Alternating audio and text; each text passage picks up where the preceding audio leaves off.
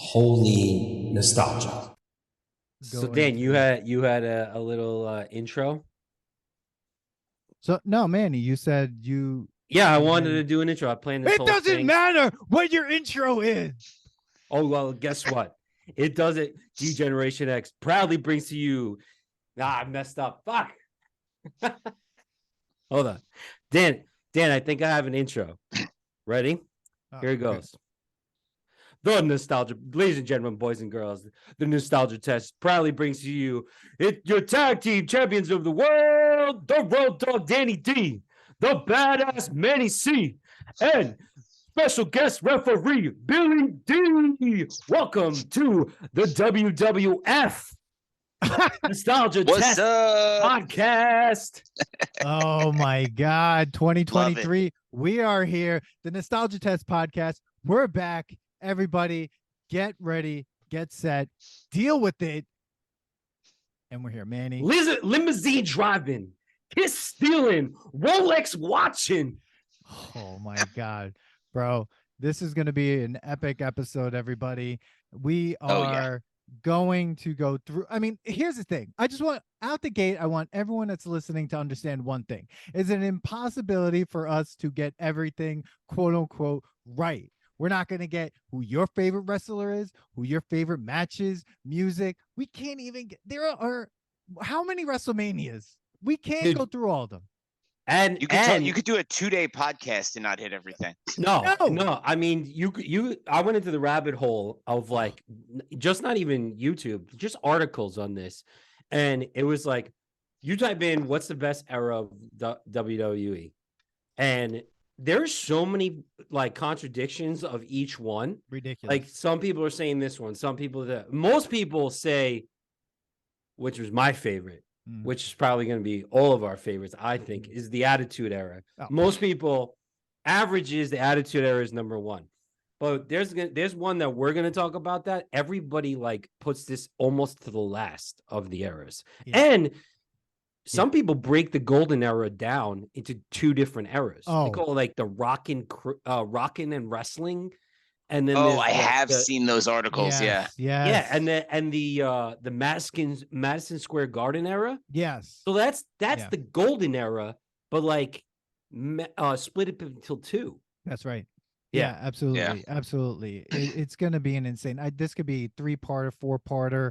This could be an insane. So Dan, have you thought about like how you wanted to like, what do we want to talk about first? Are we putting each category to the test? I think first what we have to do is this. Okay.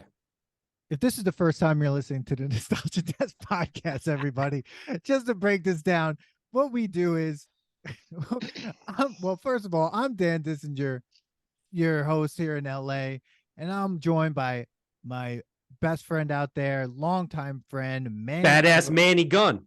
In New York, Manny. And this is a Nostalgia Test Podcast where we put our pop culture to the ultimate test. It's been a while. Oh, yeah. God, oh, man. I forgot to do all that. Like, we haven't seen each other in a while. We were supposed to do this episode before Christmas. Yeah. And a lot of things happened. We decided it was time to take a break. Yeah. Now we're going to be back and we're going to be dropping episodes like no other. Dan's going to be editing machine. Yeah. We're going to give you guys a chance to order some merch from us. Yes. Somehow we're going to do it in a way, Venmo, something. But now you got to pay taxes on Venmo too. So in the end, we're all going to pay taxes. Yeah. But Billy, we've had Billy on before too. Billy is a Nostalgia Test Allstar. Let's just say that. Like, thank you, sir. When we were like, we got to do this episode, texted Billy. He was down in 2 seconds. It was like, text Billy. Of course. It's like, Billy, you want to be on the pod? Yeah. One of the best parts of this too is that Billy and I were neighbors, so we got to experience 2 of these eras together. Mm-hmm. Oh yeah, dude. Maybe even 3. Firmly entrenched in my mind. Yeah, like we had. I mean, I definitely had those pillows, the Ultimate Warrior and Hulk Hogan pillows. Yeah. And I'm definitely sure Billy and I used to wrestle each other like in with those the pillows big and stuff. basement at your house, and I remember like we went to an event and we had like LOD pads and a championship belt too, like wrestling in your basement. Yeah, 100%, bro. Yes, dude, LOD pads. We definitely had that, man. Yeah, we would put on like exhibitions all the time. Oh yeah, it's a wonder that neither of us got seriously injured. Yes, especially like the basement was straight up concrete.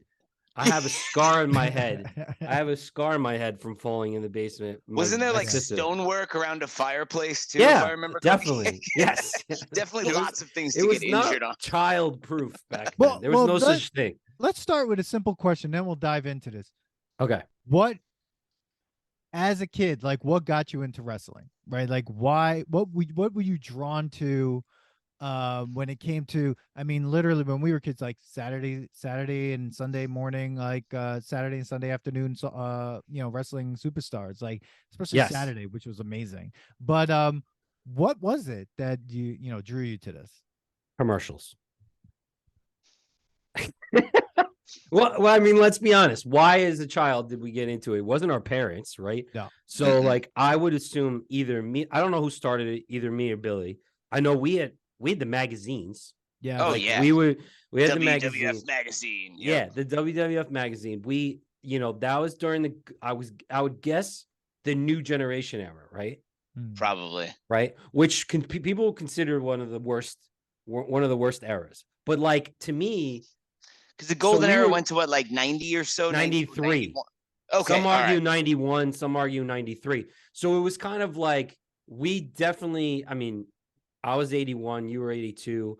We definitely grew up watching, I guess, the golden era, kind of. Yep. But like it didn't really like set in until the 90s.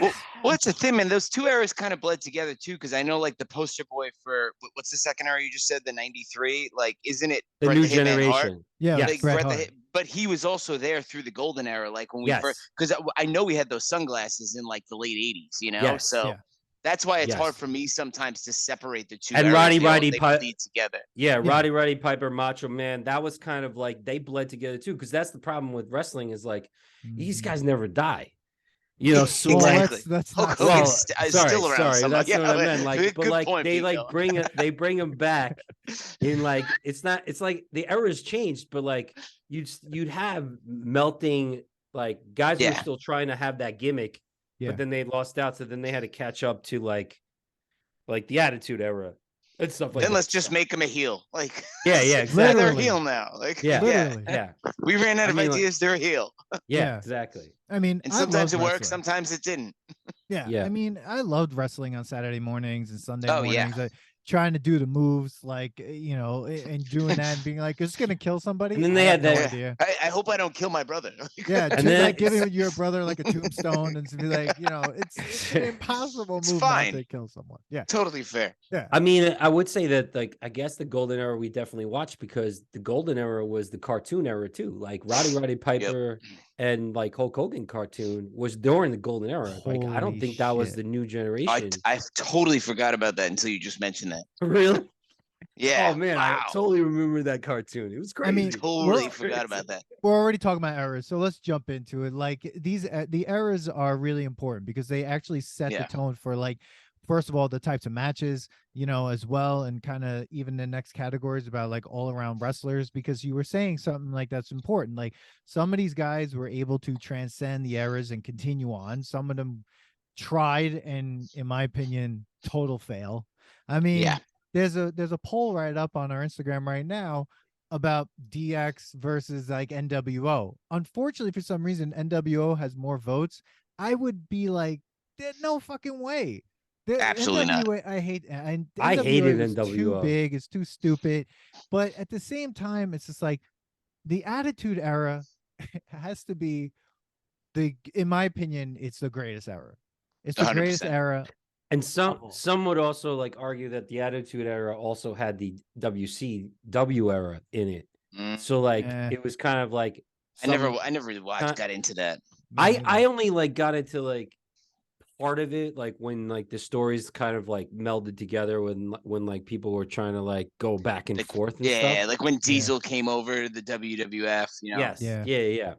But like I definitely, to me, the best era is the Attitude Era. Yeah, that's the best. I would agree, because it's also too like, and we were talking about this when you go back and watch some of the Golden Era matches. Like you're like, oh, I love this match growing up, and you're like, yo, this sucks. And then you watch like. To me, the Attitude Era was not only because, like, we were in high school and like everyone was an asshole, so we were like, these guys are fucking great because everyone was being an asshole. I realized that there was like, heel or got like good these guys are hard on.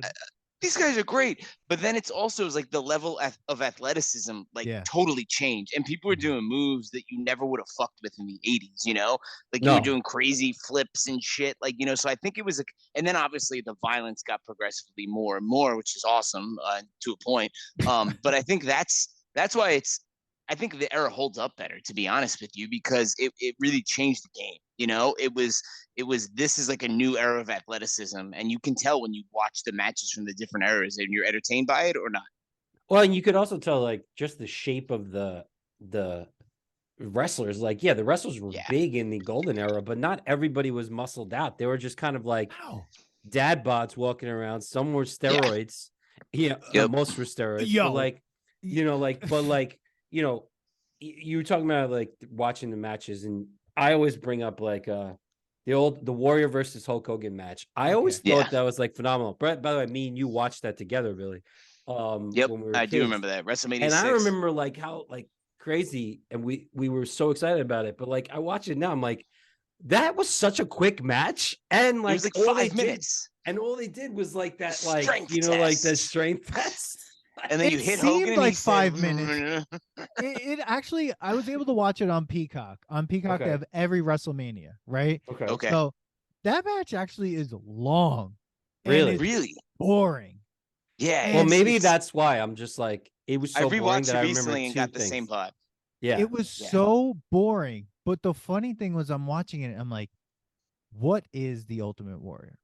Like, I'm trying to figure out his character, right? He's like just like the cocaine bear. That's like that. I would imagine he's like a guy that took cocaine and steroids and mixed them and just snorted them. And this is what you get. And his move, like when he breathes, like he's breathing. Ridiculous. I'm like, that's not a character. He's out of breath. He's freaking out. Like he's having a cardiac event. But when you watch that match, you're just like, it's a wonder that it went, that continued. And the reason I think the announcers were still sick.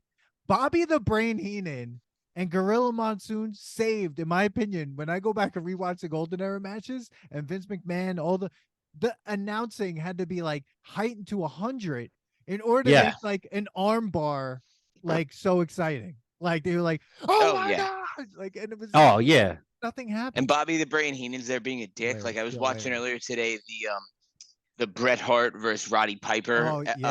And Bobby the Brain is just like, Piper won the Golden Gloves, but like he sucks. It means nothing. He's garbage. He's just like talking shit the whole time. He's like telling him to hit him with the bell. He's like, do it. Dude, I think Bobby the Brain and Jerry the King Lawler are one of the the two best like different eras, but amazing announcers. Fantastic. JR is good too, but like the comments that Lawler has while announcing is so great. Fantastic. Oh yeah. Fantastic. So I mean, even looking at the other eras, like you got the new generation, that weird new generation era. I mean, these are the eras that we grew up with. Like Yokozuna, baby.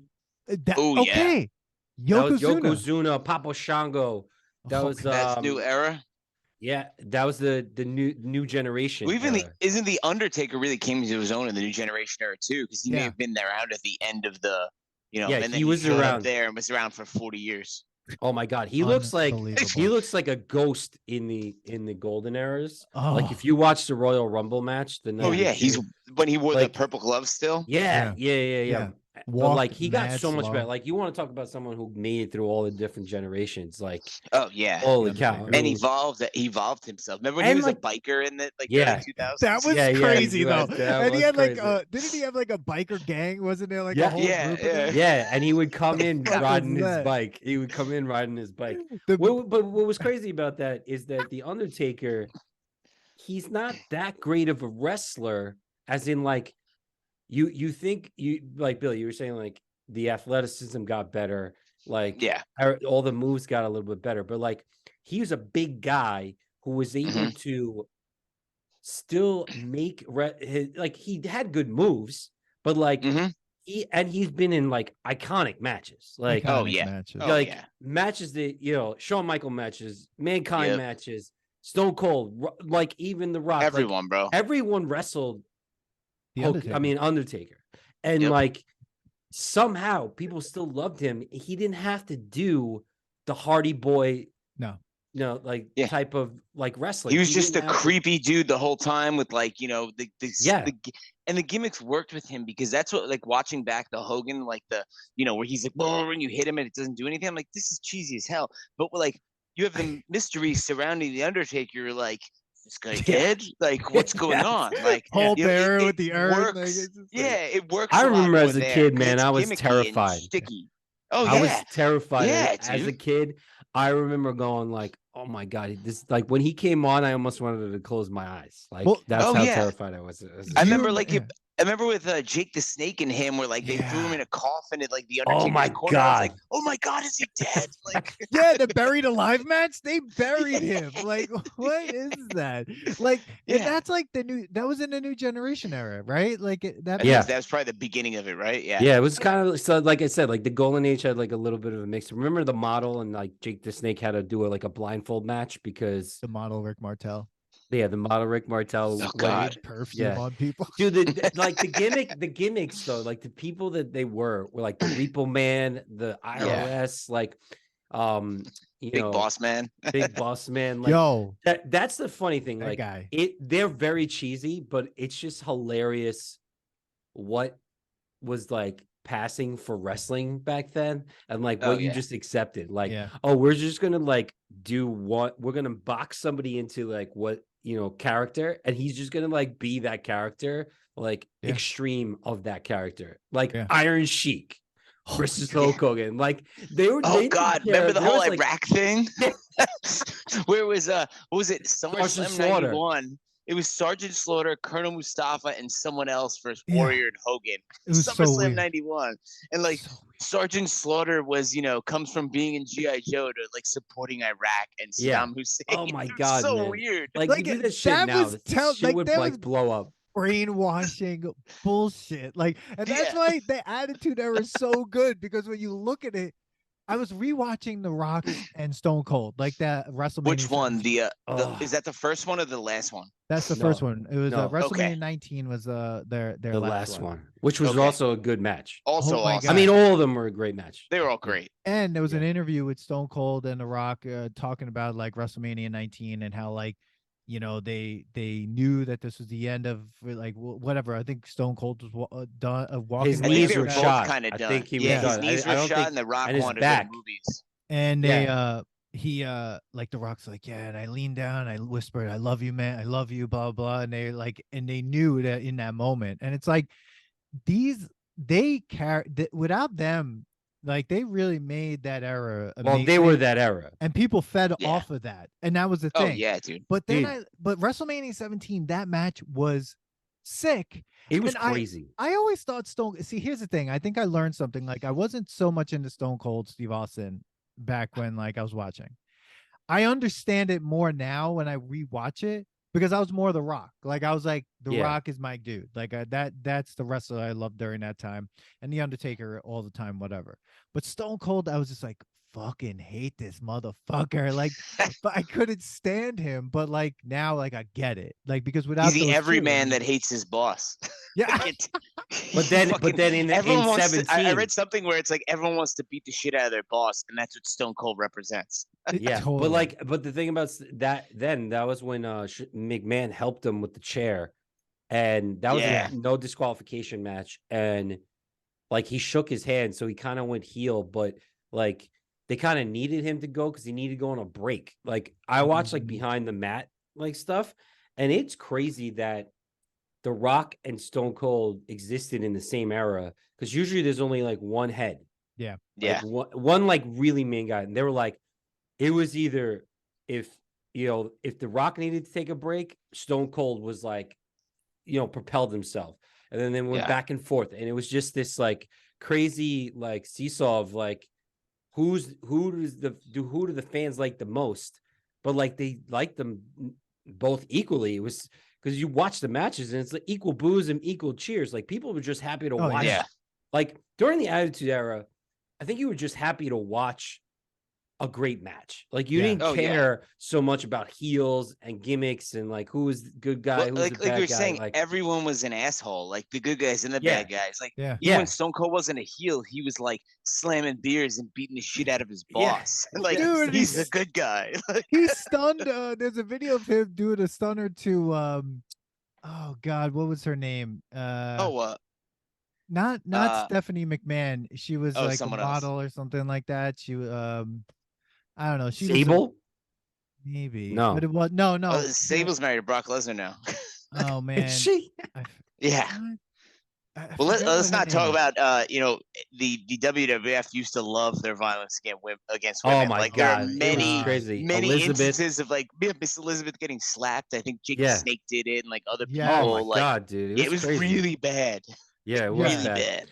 But all right, so we went on a tangent, and I wish you had that button, Dan, like a live button. Yeah, what were we talking about? We totally just lost. So let's get past the errors. Stacy Keibler. I'm sorry. He stunned Stacy Keibler only because she didn't drink any beer. She didn't do anything. I mean, that seems fair. And everyone was like, yeah. And it was oh my God. There are no good guys. And that's why the Attitude Era, and I feel like the Attitude Era, and one more thing is like they knew that they like everyone knows that this shit's fake. We don't give a fuck. So like they broke the fourth wall so many times, and like their match with Triple H and the Undertaker and stuff, like it was just like dude, they just didn't care. Like it was like DX was huge. You're like, suck it. Like you're walking around school at 16 years old yelling that at people. Unbelievable. It was ridiculous. Okay, so basically, we have 3 errors on there. We have the New Generation Golden. We hardly talked about New Generation because Bret Hart. Well, I think the New Generation was like right around the time, right? Yeah, and first of all, Shawn Michaels is one of my favorite wrestlers, like also. But I was a big Bret Hart fan and a Shawn Michaels fan, and even when he like betrayed, he left him the in Rockers Montreal Screwjob, and he also betrayed Marty Jannetty. When he left the Rock, that was great. Where he kicked Marty Jannetty in the face in the barbershop. So that was I saw that as a kid, and I was like, No, what the fuck? But that was when the New Generation started, because I feel like that was the golden era. That was like the end of the golden era. Like because Shawn Michaels was a prick too. Yeah. So like Shawn Michaels, he kind of was like too young for the Attitude Era. Like he was like the elder statesman with DX. He didn't really fight much. But he was the Attitude Era. Like the New Generation era, his like attitude, that was like kind of what started. Like he didn't care about anything, and it was just like, I'm gonna rise to the top. I feel like Stone Cold like kind of like shaped his character, who he was around like Roddy Piper. Probably like a Southern version of that. Yeah, I was watching him instead of Scottish, I'm Southern. Yeah, and I was like, oh, this is kind of like the same dude. Like, and they fought each other. Oh my God, that's crazy. They fought each other. Roddy Piper and Stone Cold. And Stone Cold, I believe that there was a street match like one time, like because like Roddy Piper would like come in and out, like how they always like The Rock does that kind of for like a while, they kind of like, I guess they need some money and they sign a contract, and it's just like, unfortunately, like, so I mean, I think they take care of wrestlers better now, but I don't know for sure. Who knows, man? One of the most distinct early Attitude eras I remember. Do you remember? Because talk about Shawn Michaels more New Generation, but then he kind of started DX. Do you remember the Stone Cold versus Shawn Michaels match that was refereed by Mike Tyson? And then I forget who. I think Shawn Michaels wins, or I think he loses because he was taking a break after that because he needed knee surgery or back surgery or some shit.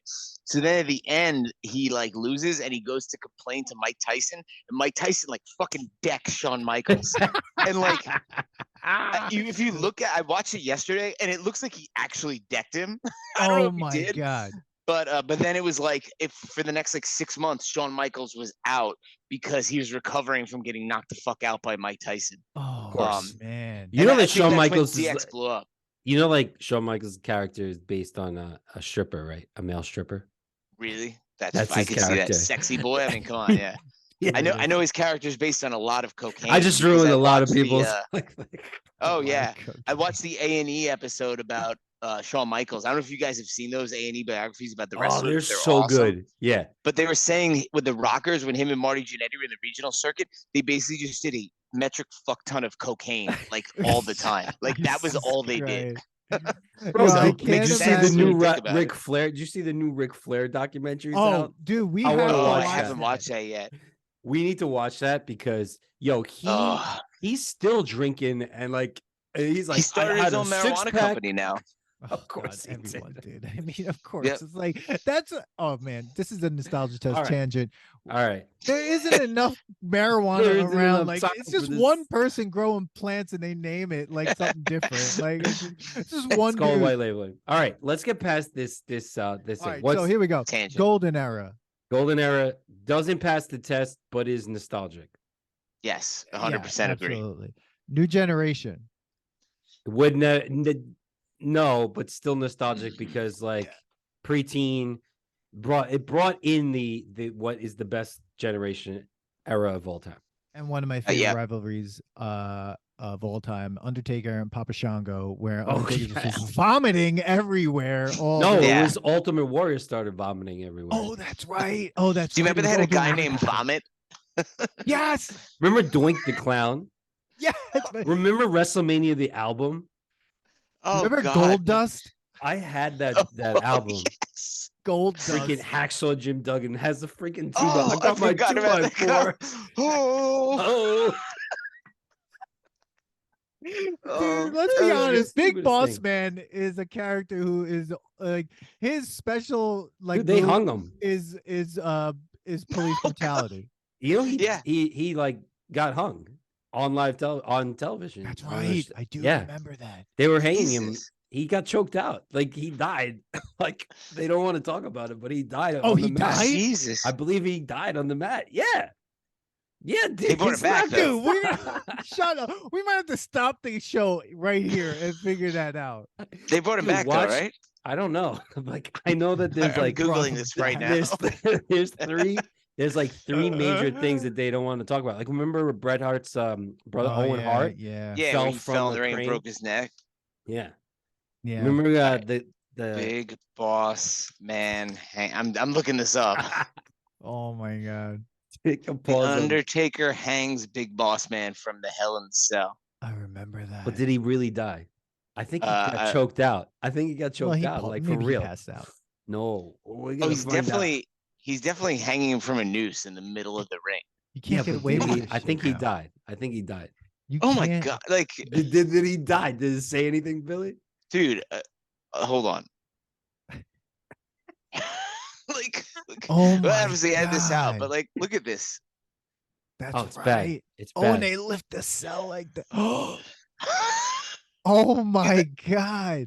That looks terrible. Like, what the fuck? This is why the Undertaker is the greatest character. No, look. No, actually, no. Hold on. Big Boss Man on his. Here you go. He died on his.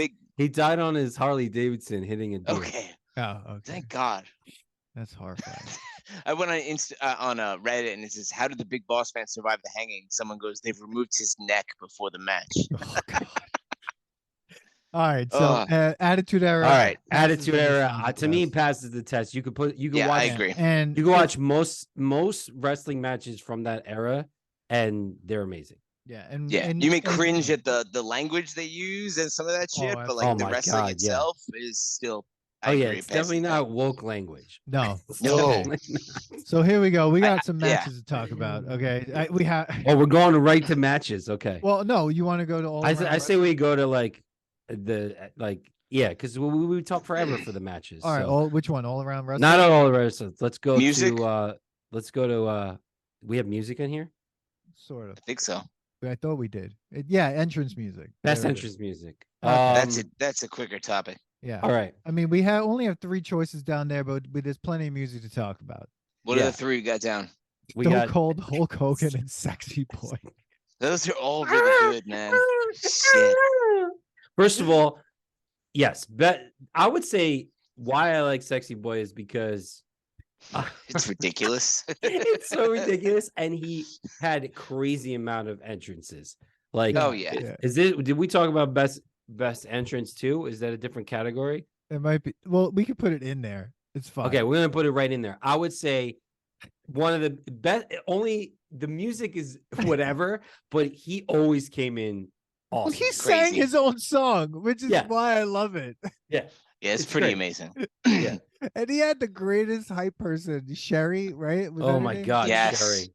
Oh my God. She was around a couple of different guys. She was also the hype girl for what's his name? It was a tag team. There he was in WCW. Well, she always got hit with a mirror. Like she always get hit with a mirror. Dude, the best is like the hype people, right? Because like what do they do? They're there to yell and then get the shit kicked out of them. But I always wanted to know, like, what was their job like in the organization? Were they just like hanging around, like working for free? So I think it depends, because I don't know if, speaking of the A&E shows, I don't know if you watched the Macho Man one, but you remember when he went to WCW and he got rid of Miss Elizabeth and he had Gorgeous George? He talks about how he literally found her at a strip club in Tampa and was like, "You're gonna come to the WCW with me." He literally and because he was big into ecstasy at the time, so every time they went on the stage, they were just tripping balls. That's what they say. They say that Macho Man talks about that in the documentary, and then he goes, "Look at this video here. We're high as shit." And I watched it. I was like, "Yeah, they are." It's crazy. Wow. So it's like all those hype people came from all different places. Like Macho Man brought a stripper into the cage. Who the hell knows where everyone else came from? Yeah. Wow. Oh, so they weren't even hired by. I don't think so. I think they may have been. They were just kind of some like, of them may have been, I guess, right? Like, I don't think Bobby they were. the Brain Heenan that went across different people, or Jimmy Hart. Sure. Yeah. But like the random one-off guy that's on the side of the ring, like who's the guy that was with who's the Sid, what's his name? Sid Vicious. Sid Vicious that fought Hulk Hogan, where like he had that random dude on the side of the ring. Oh, just to get, like, distract someone at some point and get hit. Yeah. Yeah. And then you have Jimmy the South. Yeah, the mouth guy. The Jimmy mouth Hart, of the South. Jimmy Hart. Yeah. He managed everyone. Oh my God. He did. Anyways, okay, Sexy Boy, I would say it definitely doesn't pass the test. No. But it's nostalgic. So. It's nostalgic. Yeah. Totally nostalgic. I'm with you. Yeah. I'm gonna jump right to one just to make a hot take. I don't give a shit about Hulk Hogan's music anymore. I listen to it, I'm like, I don't even think it's nostalgic anymore. I hear it, it's like, I am a real. Are you? You're racist. Like, he can't do that. The right of everything. You know, Rick Derringer actually played that song. Yeah. So no, I can't support. I would say that doesn't pass the test. I don't even think it's probably nostalgic. Not. Where'd you guys I don't go? get the same. I think it's nostalgic. It's we hear you. Okay, sorry. You hear us? Yeah. I think it's nostalgic, but like, it just because it reminds me of watching wrestling. That's all. You know, it's not. You know, it doesn't pass. I'm not like, this is a good song, I would want to listen to this. It reminds me of like watching Hulk Hogan coming out when I was young. You know, that's all. It's weird. I think like I have more nostalgia for the Undertaker's music than I do Hulk Hogan's, because I was a huge Undertaker fan. So why isn't that on the list?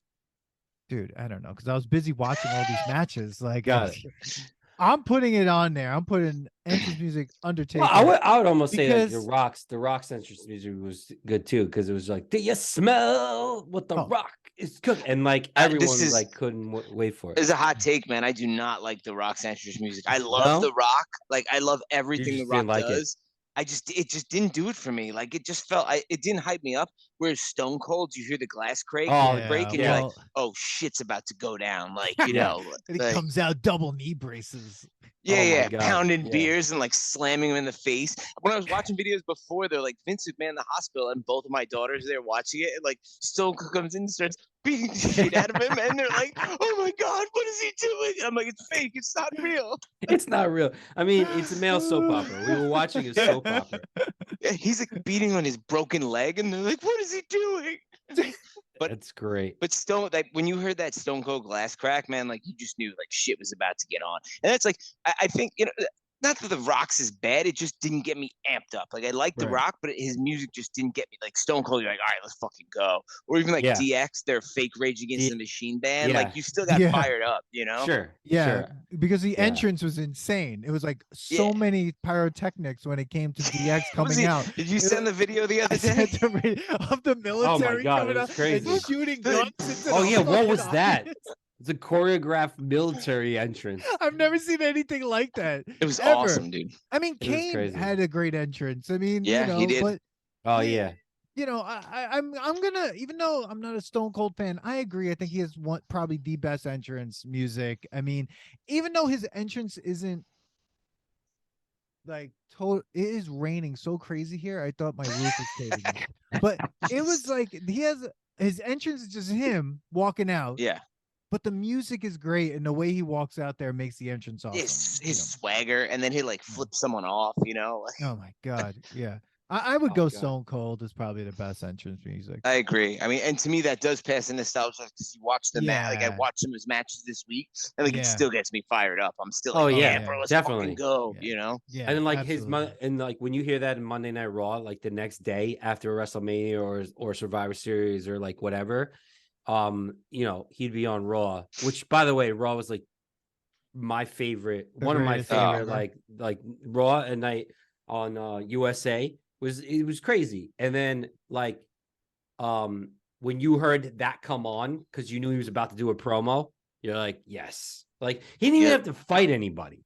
Like you just be like, there. Oh, he's coming to talk. All right, we're stopping. Yeah, he would just yell at everyone, flip people off. Yeah. That was the thing about the Attitude Era, though.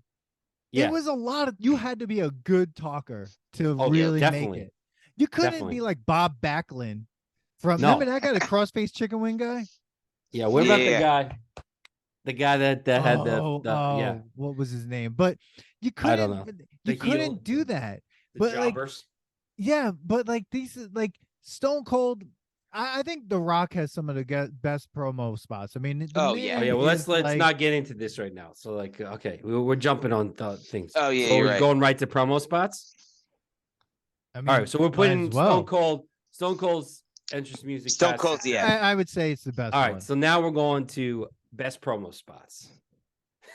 Look, I'm going hands down. The Rock is got the best promo spots. But I would have to argue that, or kind of say the reason why The Rock has the best promos is he mimicked, or not mimicked, but he took some of his inspirations from Ric Flair.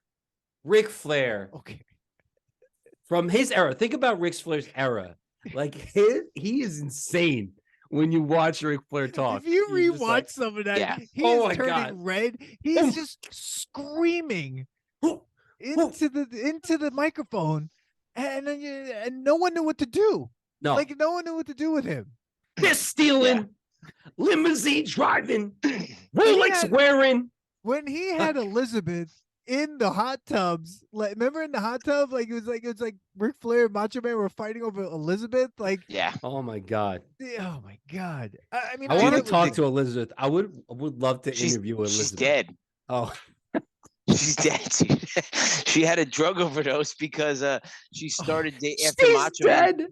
She started dating it was some guy in WCW that was jacked out of his mind. The Steiner brothers, with an L. Oh my god, the Steiner brothers. No, it was L. Holy shit, what was it? Bringing back those tag teams. That's when tag teams mattered. But anyway, Miss Elizabeth started Lex Luger. Miss Elizabeth started dating Lex Luger and got big into doing like hard drugs with him, and she overdosed and died.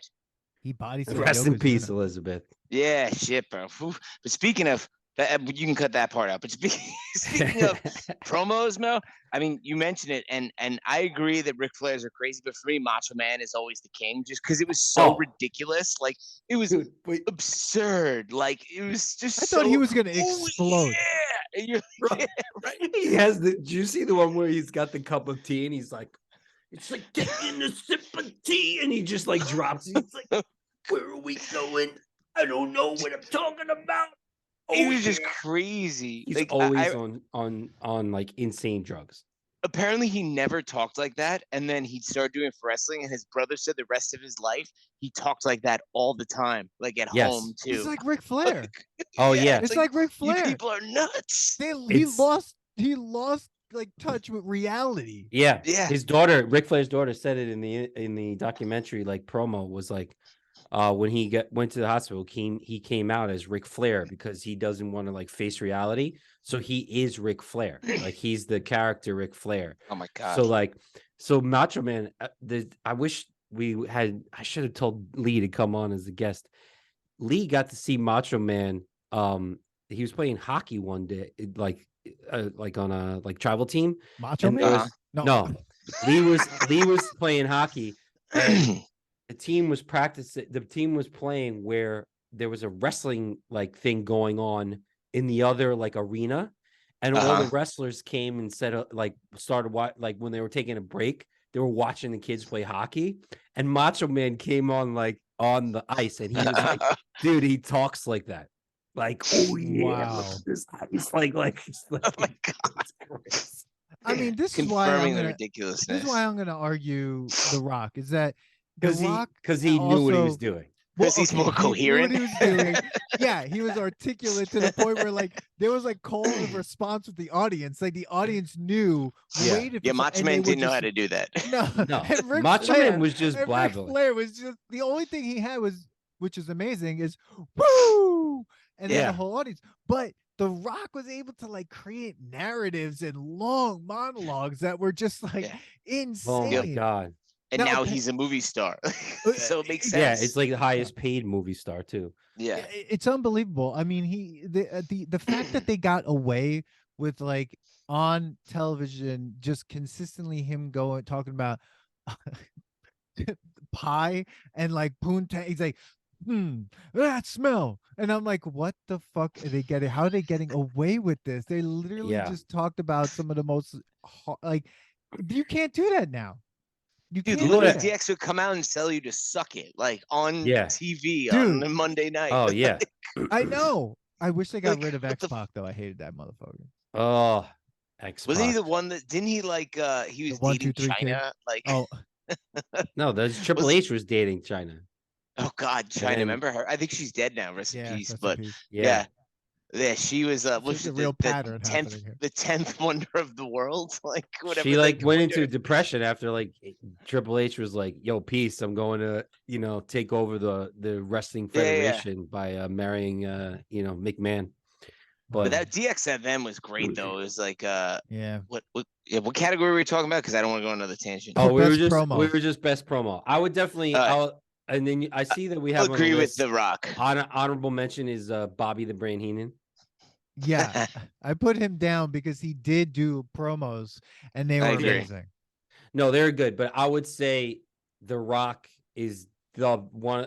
I would say the best. Yeah, and that would definitely pass the test. And I would even say Ric Flair could, if like you kind of put his way of like talking shit into now's promos, they would still be good. But like Macho Man, I don't consider like that it would pass the test. It's just like ridiculous. It's not. It does not pass the test, but it is nostalgic. It's hilarious. Like you go into a rabbit hole of like just watching Macho Man's best ones, and like when he walks over, and he's just like, it's like like he doesn't know what's going on. Like he's just saying anything. And then wants. He's like, you snap into a Slim Jim. You know what? You know what I watched today before, because one of the matches on our list, we'll get to it later, was the Bret Hart versus Roddy Piper match. And the video I watched, it had the promo beforehand. And have you ever seen the promos with Roddy Piper where he gets so fired up that you can't understand a goddamn thing he's saying? Like, I watched that. I'm like, bro, I have no idea what this fucking guy is saying right now. Like, it's gibberish. Like, that's how you don't do a fucking hype up, Yeah. Some of them were. He's like, I'm like, what the fuck is this guy saying? Nothing. And none of them were allowed to drink a beer out there. Like the Attitude Era, they're just like, they were this close to just doing hard drugs off the ring. The best Stone Cold's the best is like, I don't know if the Attitude Era people did less drugs, or they were just doing like prescription. I don't know what it is, but it would have been hilarious if like the golden era just let it all happen and like people just like, all right, let's do this promo. God. Yeah.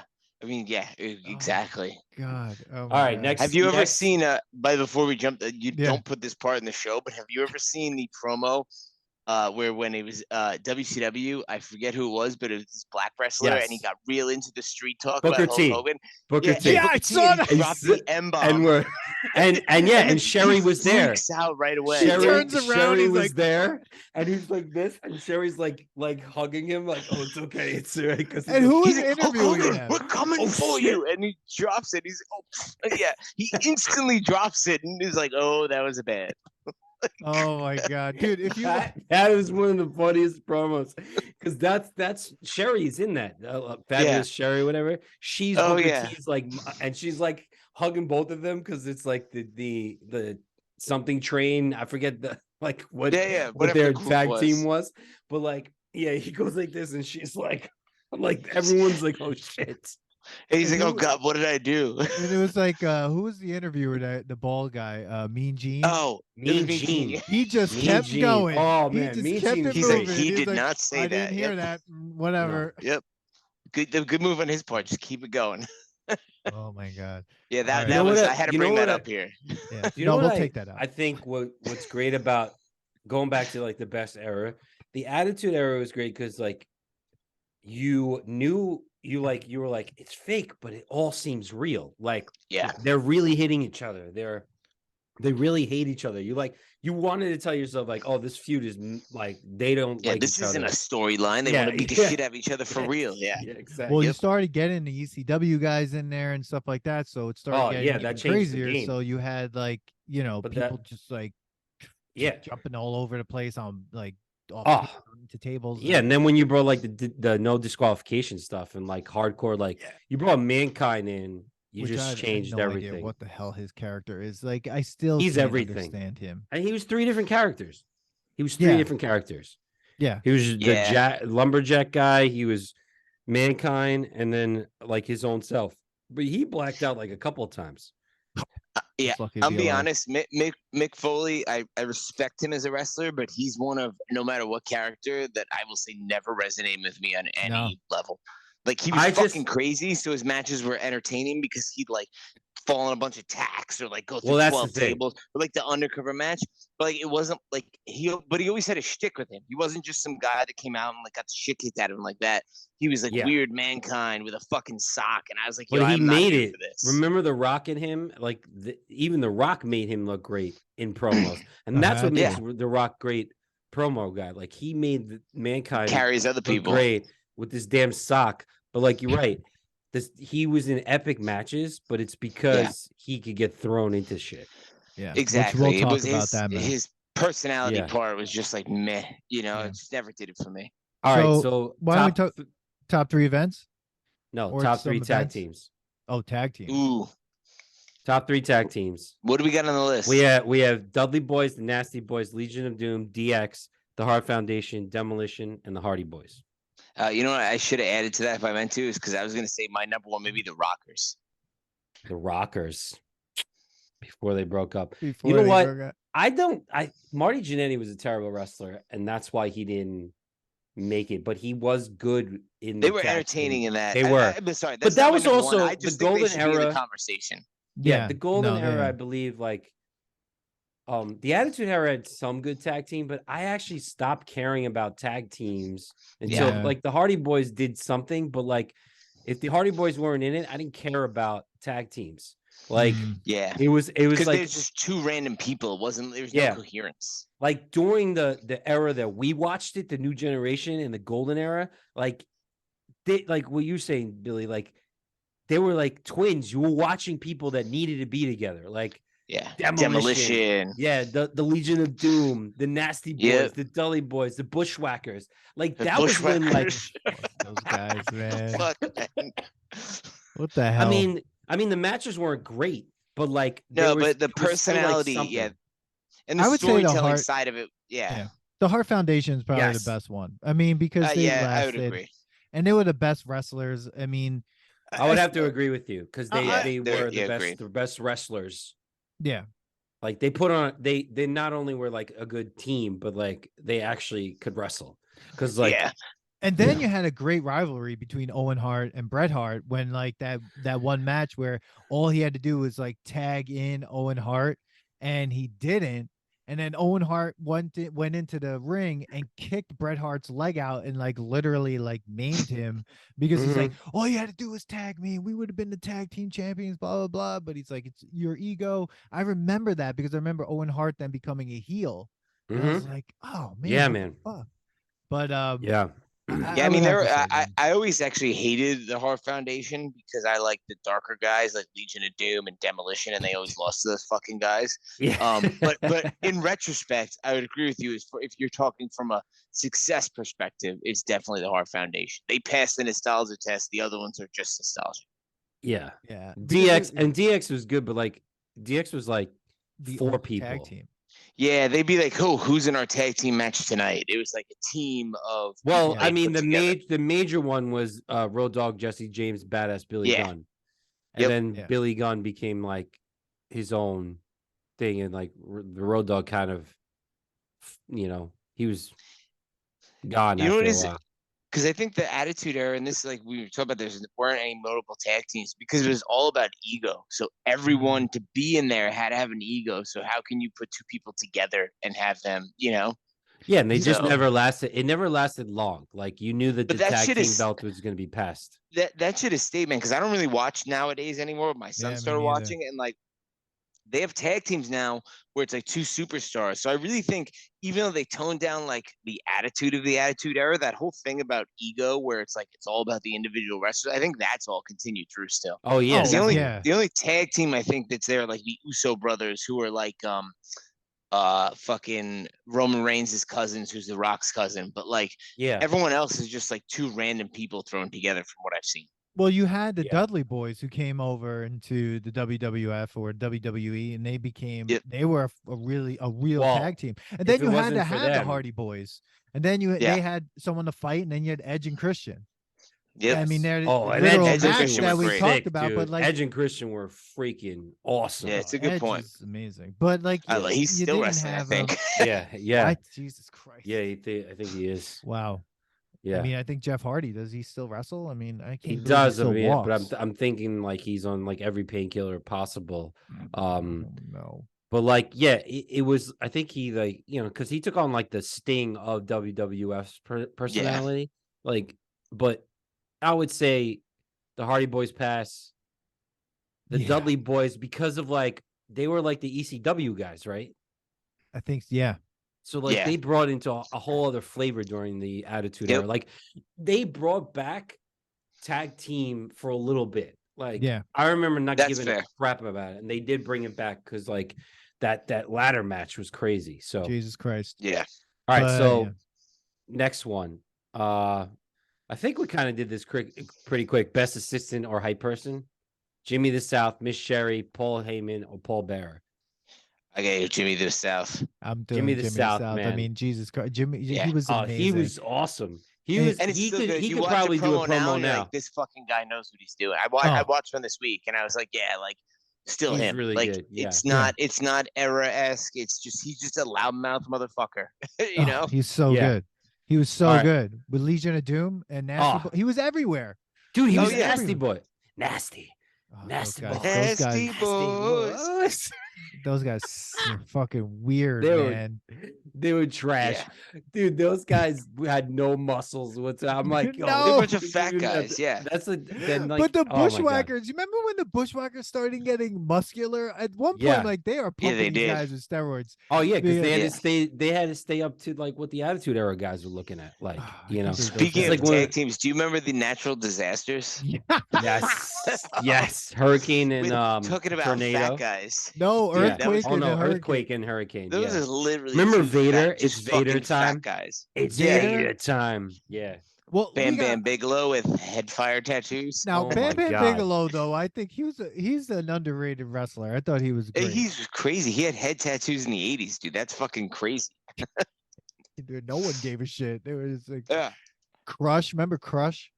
Oh, Crush, yeah. Oh my God. And didn't Demolition have a third member that was there? Sometimes is that Crush? It might have been. Because I was trying to find a video of Barber, the Bruised Beefcake, getting like thrown through a mirror, and then he had to wear a mask. Gets kicked by not when he get fucking Sweet Chin Music from Shawn Michaels. Was that when he did Shawn Michaels do that too? Yeah, I think he may have. Do you remember? I think he definitely kicked Marty Jannetty. He may have kicked Brutus the Barber Beefcake too. Do you remember when Shawn Michaels just started kicking people in the hallway after Triple H said they don't think we're controversial, and he just like, "You, what's your name?" Okay, and then he kicked him in the face, like, dude, like 3 or 4 people. Dude, that was like the beginning of DX. He also like shut down. He wrestled Ric Flair for like Ric Flair's like last match. Yep, and he said, "I love you" at the end. Yeah, like, he was like, and then "I love him you." in the face. Kicked him in the face. Did you watch the Shawn Michaels A&E documentary? That was really good. No, Billy's all about these A&E documentaries. I've watched every one of them, bro. The only one I haven't watched is there's a Booker T and someone else I haven't watched yet. But yeah, because it's Booker T. But Booker T he was awesome. More like, he was WCW, really. But then he did come into the WWF because one of the videos I found this week was Stone Cold beat the shit out of Booker T in a grocery store. Do you remember that? No, I gotta check that one out. I was like, what is this? That's and crazy. It's like Booker T's in a grocery store and Stone Cold's like squirting mustard on him and then punching him in the fucking face. Like, I'm like, what is this? Wow. Oh my God. Definitely watch it. All right. So we're going with Jimmy the South. Missionary doesn't pass. Done. Paul Heyman doesn't pass. No. Paul Heyman's annoying. I freaking hate him. Yeah. All right. Top 3 ridiculous characters. This is what we have on the list. There might be some like, ones that we think about out of the blue. The Repo Man, Papa Shango, IRS, Bushwhackers, 1, 2, 3 Kid, X-Pac, Jake the Snake, the Mountie, and Bob Backlund. Dude, Bob Backlund has to be the top worst one because he wasn't a character. But he was deadly. And there was a point where he was winning all these matches. I know. When I was a kid, I was like, someone kill this guy. Yeah. I thought the Brooklyn Brawler was the best guy because like he was a jobber and like they beat the shit out of they used to just beat him up. They should have like one time made him like win the championship by luck. Dude. I would have rather him beat Razor Ramon than the 1, 2, 3 Kid. Like because the 1, 2, 3 Kid, then they had to watch the 1, 2, 3 Kid on like a pay-per-view fight Razor Ramon. And I'm like, come on now. Come on. This is ridiculous. Like, yeah, I don't even know who to pick. I feel like the Repo Man was like 5 different characters. Like they couldn't just figure out his character. Repo Man was crazy. Like he would actually steal cars. Like he would repo cars. Like he was so like. Remember Virgil? Like he was like he was basically Ted DiBiase's like slave, which was like so terrible. Like, dude, that was really bad when you look in retrospect. I know. The $1 million man with his slave Virgil. Yeah, what? That's what it was. Crazy. It was so racist. It was so bad. It was and so no one really liked bad. Virgil. If you watch the Royal Rumble, Virgil was a great wrestler. Well, if you watch the 1992 Royal Rumble, he comes in, no one's really clapping. And then he gets eliminated, and one of the announcers goes, I think Virgil just got eliminated. No one is paying. No one cared. It's really bad. No one cared. Oh, man. That was, yes. I don't really know. These are all like shit characters. I would say the worst one, maybe Papa Shango was pretty bad too, but it was, they had some really good like storylines with like Ultimate Warrior and Undertaker with Papa Shango. You remember Kamala? Yeah, he was. No. It was another racist character. It was a black wrestler who came out face painted and he would like smack his stomach. Oh, yes. Yes. You don't remember that? I do. Oh man, God. It was bad. I think Doink was a ridiculous character. Doink was, I mean, Tornado. IRS is pretty terrible though. Yeah. Like, yeah, his name is Erwin R. Shyster. That's got to be anti-Semitic, right? It sounds like so bad. So this is what I want to make an argument. I think they all are pretty bad. Everyone he was there, a tag team with $1 Million Man too. That's right. I forgot about that. I was reading this article. Of course he was. Yeah, I just want to say this. Everyone out there who's like, and $1 Million made his own belt. Yeah. The golden era is a great era. The golden era was a horrifying racist era. Oh, okay, yeah. First of all, it was definitely that, but the magazine that had all this in the magazine, which was crazy too. Like, oh my God. It's not golden at all. It's not. I mean, I don't know why they call it like the golden generation of it, because like I would say the golden generation of it is the Attitude Era. Like it propelled what the WWE is today. Yeah. The WWE is not that great right now. I didn't even watch the PG era with John Cena, and I had people liked it. I went one time because my niece was into it because of the show with the girls wrestling, because they like really promoted more girls wrestling, and like she got over that really quickly. But like I was there and I was like, oh man, like when you go to a live match, it's not that great, because like you have to watch, like, especially if it's not like a Raw or something, you have to watch like matches that don't matter, that don't get aired. Yeah. You're just okay. And now you're just watching like Axe body spray people just and like beat each other they're up. like screaming at each other without like the mic, and you don't have the announcers to like make you laugh. So you're just like, exactly. Like it reminds me of like and you know, people are gonna hate me for saying this if you're still listening. Like going to a basketball game. Like I went to an NBA game and I was like, this is boring. Like all you hear is like squeaking. It was of probably like also a Knicks game, so they probably got their ass kicked. Yeah, it was terrible. It was a Nets game, and it was just terrible. And the only reason why I had a really good time is like we had like 6 seats, and like I was just like, oh, this is kind of really boring. Like I was just not. I was like, oh, I feel like I'm watching like a high school game. Like, and all you hear is like, God. It was just, I was not excited. People are gonna come for us. Yeah, it's fine. Anti-promo for the Nets. Because I can tell you this: NBA, if we put NBA to the test, it does not pass the nostalgia test. No, certainly not, man. Okay. Nope. It's a 90s thing. It's gone. Yeah. It's done. Basketball. Long live Charles Oakley. Come on, bring on soccer. Let's go. I think you know how I feel about soccer, man. I think I'd rather watch soccer than the NBA. Wow. I'm on board with you, Billy. That is a hot take. I don't understand. I watch college basketball. I can watch college basketball, but NBA, pass. Hard pass. Can't. It's so boring. All right. It's a nostalgia test tangent. People, IRS is the worst character, I think. I'm putting my vote for IRS. I agree with you. I'm with you First, too, man. I hate taxes. And you didn't think Doink was that much? No, well, that's just stupid. The IRS is also like stupid, like ridiculous stupid. Like someone could be like, hey, a clown could wrestle. But like who's like, hey, let's have someone that's a tax man be the wrestler. Like it's just a dumb idea in general. It's a fucking bad idea. He looked like Bruce Campbell. Yeah, it's a bad idea. And when you think about it, anything about taxes you shouldn't do. So the Beatles should never have had that song Tax Man. That was a bad idea too. Doesn't pass the nostalgia test. I was reading an article where it said it made a generation of youth hate the IRS. All right, so here we go. Top 3 heels. This is what's on the list. We have 10 to pick. All right. Oof, wow. I'm going to start from 10 to what's listed as number 1, but obviously he doesn't have to be number 1. This is this is also those who turned heel, and that this is the top 3 heels. They could have been good guys at one point, but whatever. Sid Vicious, Ric Flair, the Iron Sheik, Sergeant Slaughter, Vince McMahon, Mr. Perfect, Kane, Triple H, The Rock, Shawn Michaels. So for me, I just go to the guys that were heels their whole career. Like, get rid of the turns. That's my opinion. Like, obviously, it's all subjective, but I cross out the guys that went back and forth. Yeah. Really? And I look at, and I go, all right, like, who was the most consistent heel that you still wanted to see fight, that you weren't just like, fuck this guy, you know? Who's that? Oh, I'm not giving the answer yet. All right. Wow. Like, I would say, I'm still thinking. Yeah. It's funny. It's hard. Like, it's hard. Yeah, it is. Because, like, you kind of brought it up before, Billy, like the Attitude Era, you weren't sure who was the heel because, like, even the good guys were heels. So that's like, so that kind of knocks down, like, let's say 3 of these guys, maybe 4. You Shawn Michaels kind of take out because, agree. I mean, he mostly sat as a heel, but we cheered for him even after he kicked Marty Jannetty, even after he destroyed Bret Hart, and he was in DX.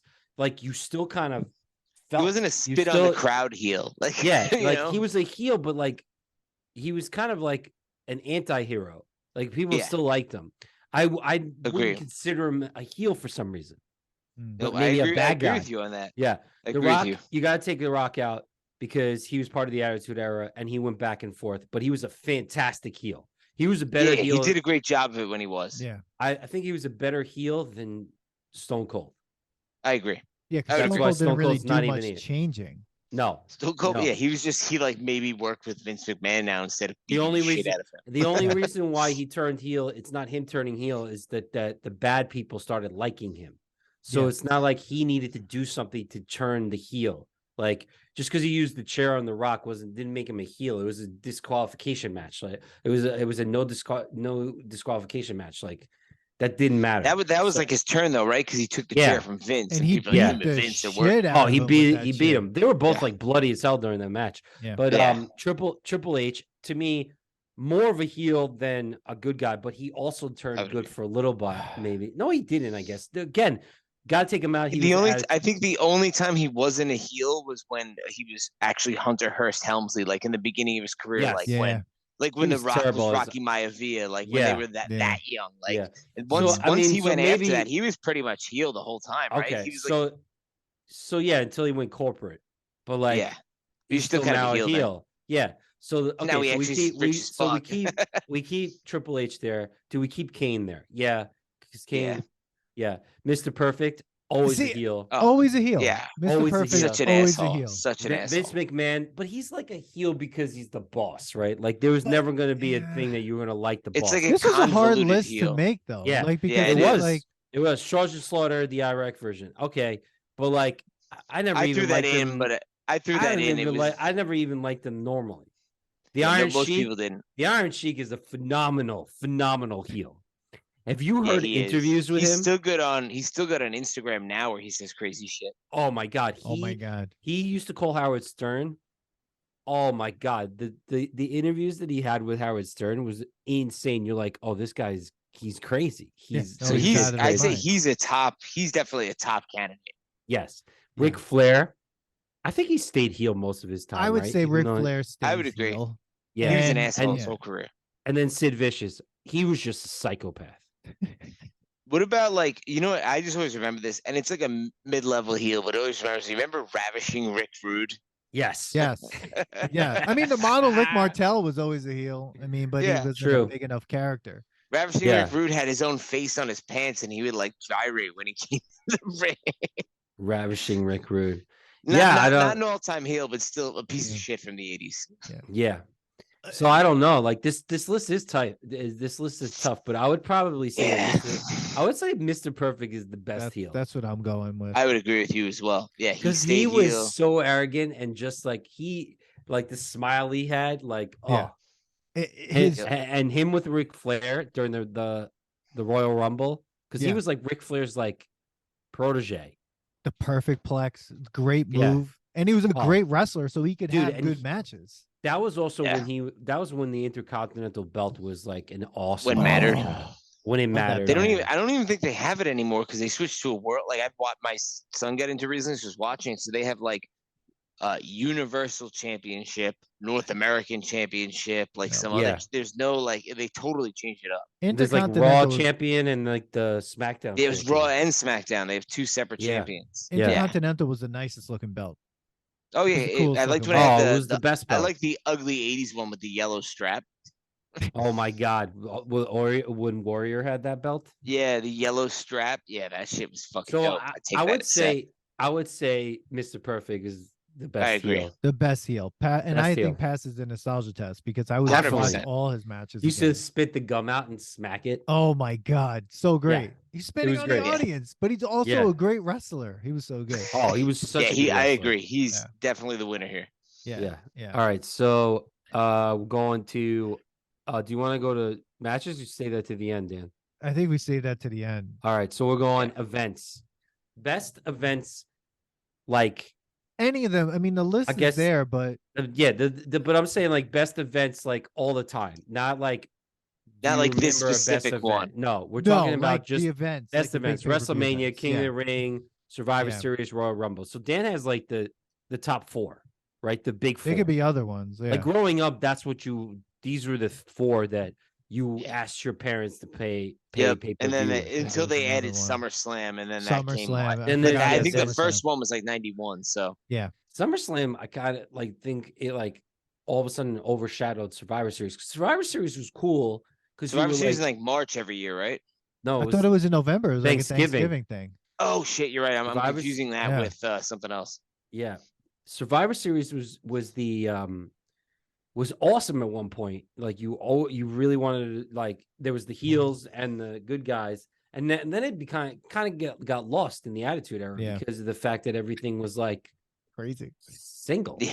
Everybody was like by themselves. Yeah, Like except for the DX. Survivor Series to me was great because like DX was perfect for the Survivor Series, but it was like when tag teams, like good tag teams, would go with other good tag teams, and then they would face the heels and stuff. Because I still remember like Bret Hart being in there, like the Hart Foundation and stuff. So like, I think like that was a good event. But like one of my favorites in all time is King of the Ring. I always remember King of the Rings, and that I thought King of the Ring was great. That was how Stone Cold like became Stone Cold. Yeah, won you're right. King of the Ring. I love the Royal Rumble just because like you have all these matches and then you have this fucking gigantic match. Yeah. And so like you get some really great matches and then you have this big fucking thing that happens. I love the after some of them already wrestled.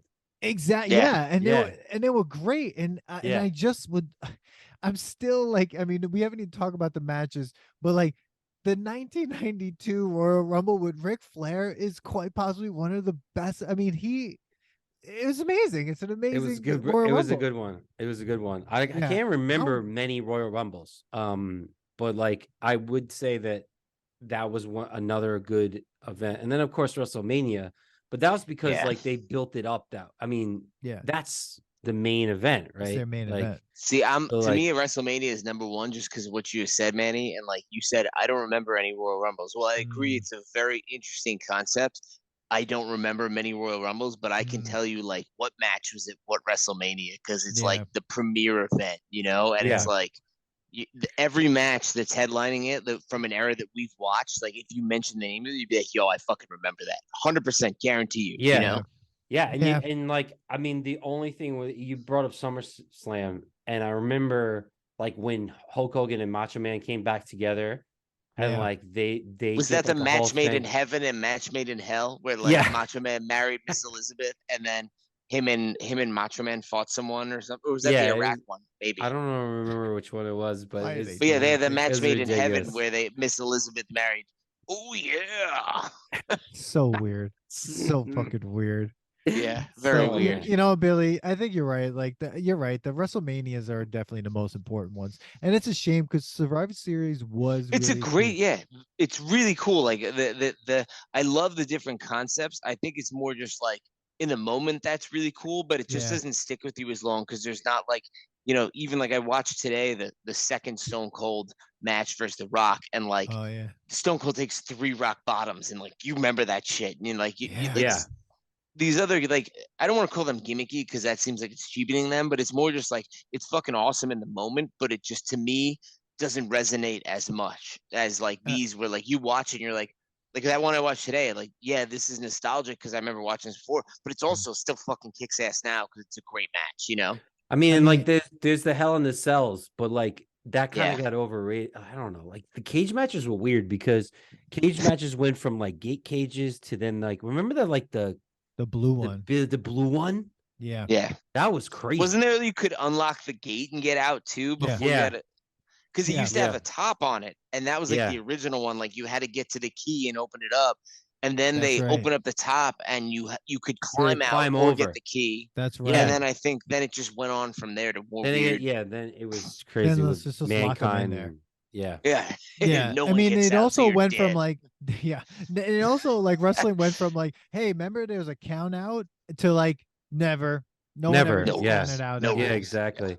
It just never again. So I would say that Survivor Series doesn't pass the test. King of the Ring, I don't know how they run it now, but I still remember that being a cool tournament.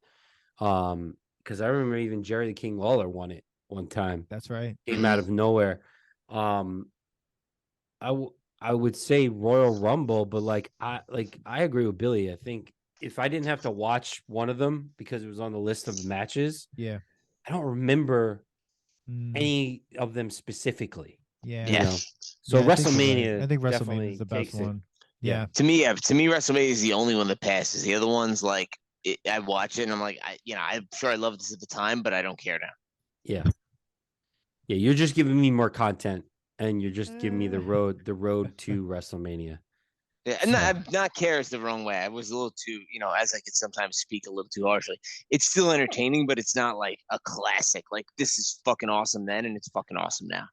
Did you get that shirt specifically for today? No, I had this. I had this shirt. Oh, nice. So that's Warrior versus Macho Man. It's funny because it's a WrestleMania 6 shirt, and that was Warrior versus Hogan, but there's no Hogan on the shirt. So I imagine whoever made it didn't have the licensing rights to Hogan. Oh my God, that's amazing. It probably cost more money. So they put, they got him, they got Roddy Piper versus Big Boss Man, and Macho Man fought someone else. So yeah, that's the Cole special. Hello. But no, I had this for a while. Nice. All right. I mean, I think we have a few categories left from last week. And truthfully, this conversation can keep going because even as we were talking last time, there were so many things that we were discussing. I'm like, that we need to have a whole episode. I know. Yeah. I mean, we move on. We could like break down every single thing about an episode. Yeah, like, we could rock. Let's say we start doing like 30-minute episodes on just like one character. We didn't even get into the matches. The matches themselves are going to take hours. Oh yeah. All right. So we go matches next, or should we do? Well, this is what we have left, everybody. Top 3 all-around wrestlers. Top 3 good guys. We didn't talk about that, but from last week we were talking about bad guys. I'm like, it was hard to figure it out, so we might just hit that one up real quick. And top 3 finishing moves, and then the matches. Oh, damn! Wow. So this is tough categories. So I think we really want to go good guys. I think we go straight to good guys and get that out of the way right now. All right, on the list of the good guys is Stone Cold, Bret Hart, Ultimate Warrior, Hogan. Right. Of good guys that never turn heel. I would even say never turn heel. Bret tried to go heel.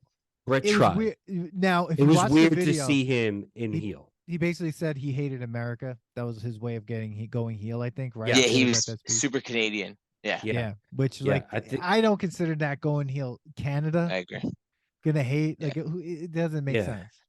Yeah. And Hogan went heel by basically dyeing his beard and hair black and joining NWO, which I never watched WCW. So to me, like, I never really saw Hogan as the heel, like outside of clips. And Hogan went heel once he made a sex tape. So. Yeah. So to me, I view that as like a blip in the early 2000s as opposed to the rest of his career. Ultimate Warrior was always good guy. Always. Yep. I mean, even him and Hogan's rivalry, he wasn't like a dick, Yeah. And Stone Cold, I guess he was just Stone Cold anyway. So like, could you even call him a good guy? No, we couldn't even call him a bad guy. Then we had him on a heel list. And he's just Stone Cold. I think he kind of has an like anti-hero category. Yeah. I know Bret Hart, quote unquote, went heel, but I'm putting my vote in to Bret Hart. I think Bret Hart was 100% possibly one of the greatest. Bro, I love the way he wore his jacket. Your mom, Billy, used to yell at me how I wore my jacket that way because you were wearing Bret Hart. The sleeves. Yep. He didn't have shoulders. Hilarious. Yeah, that's hilarious. Your mom's just like. Your mom used to be like, Manny, that's why they made shoulders. I'm like, that's definitely not why they made shoulders. That's why they made Bret Hart. Oh, you're goddamn right. Yeah, I think we're all in agreement. I had Bret those Hart glasses all the way, bro. Oh man, dude, they were great. Yeah. You remember what the piece that was on your eye was like a tube of rubber? It was very weird. Yeah. It was. Yeah. And then I guess there was no other really good guy that like. I'm trying to think, but Hacksaw Jim Duggan. That guy was like, dude, where'd they fucking find this guy? Like, they pulled him out of the back of a bar. We're like, here, take this 2x4. Like, just run in. What the fuck? What about Coco Beware? Coco Beware was never a heel. Never a heel. He's a good guy. Superfly Jimmy Snooker. Oh, he killed his wife. in real life, he killed okay, his in the wife. last episode, Billy, you dropped a ton of bombs Billy on our learned. conversation. Every time we approach, it's like, oh no, they're dead. Like, it's just... Yeah, sorry. I mean, I told you I watched all those A&E documentaries. Shout out to A&E. Like, reach out to the Nostalgia Test. Like, so all right. So with British Bulldog, yeah, he went heel a little bit. Oh, he did. I Who guess was so. his cousin? Was his cousin Bret It was Hart? Bret Hart. Yeah, Yeah, I was fought gonna say, each I other. thought so, right? Yeah. Yeah, they fought each other. I'm trying to think about. I guess there's no like Ultimate Warrior was good, but like Ultimate Warrior was too crazy and cracked out to be like the better of good guys. So Bret Hart wins it, passes the test too, man. Yeah, because Bret Hart was a also wrestler too. He was a great technician. Yeah, and he was fighting a whole corporation, like for real. Yeah, so In real life, the way he spit on McMahon was fantastic. The That Montreal screw job. I still remember the freaking loogie. Oh, it was great. And McMahon just like stood there. Oh God, oh, so thick. He stood there being like, "This is just making me richer." Yeah, like all this is amazing. That's the one time I did hate Shawn Michaels because like Shawn like pretended like he didn't like what a douche. He was a douche. He totally screwed him. Like they definitely screwed him on that whole thing. Yeah. I mean, they talk about it and they made up afterwards, but like but like in real life they screwed him. Yeah. It was always weird with Bret Hart though, because like there was that story about like the wrestling in the basement with his dad, and I'm like, that sounds like torture. Like the whole thing sounded like torture. Well, because they were actual wrestling like family, the family's like second generation. The documentary goes into that.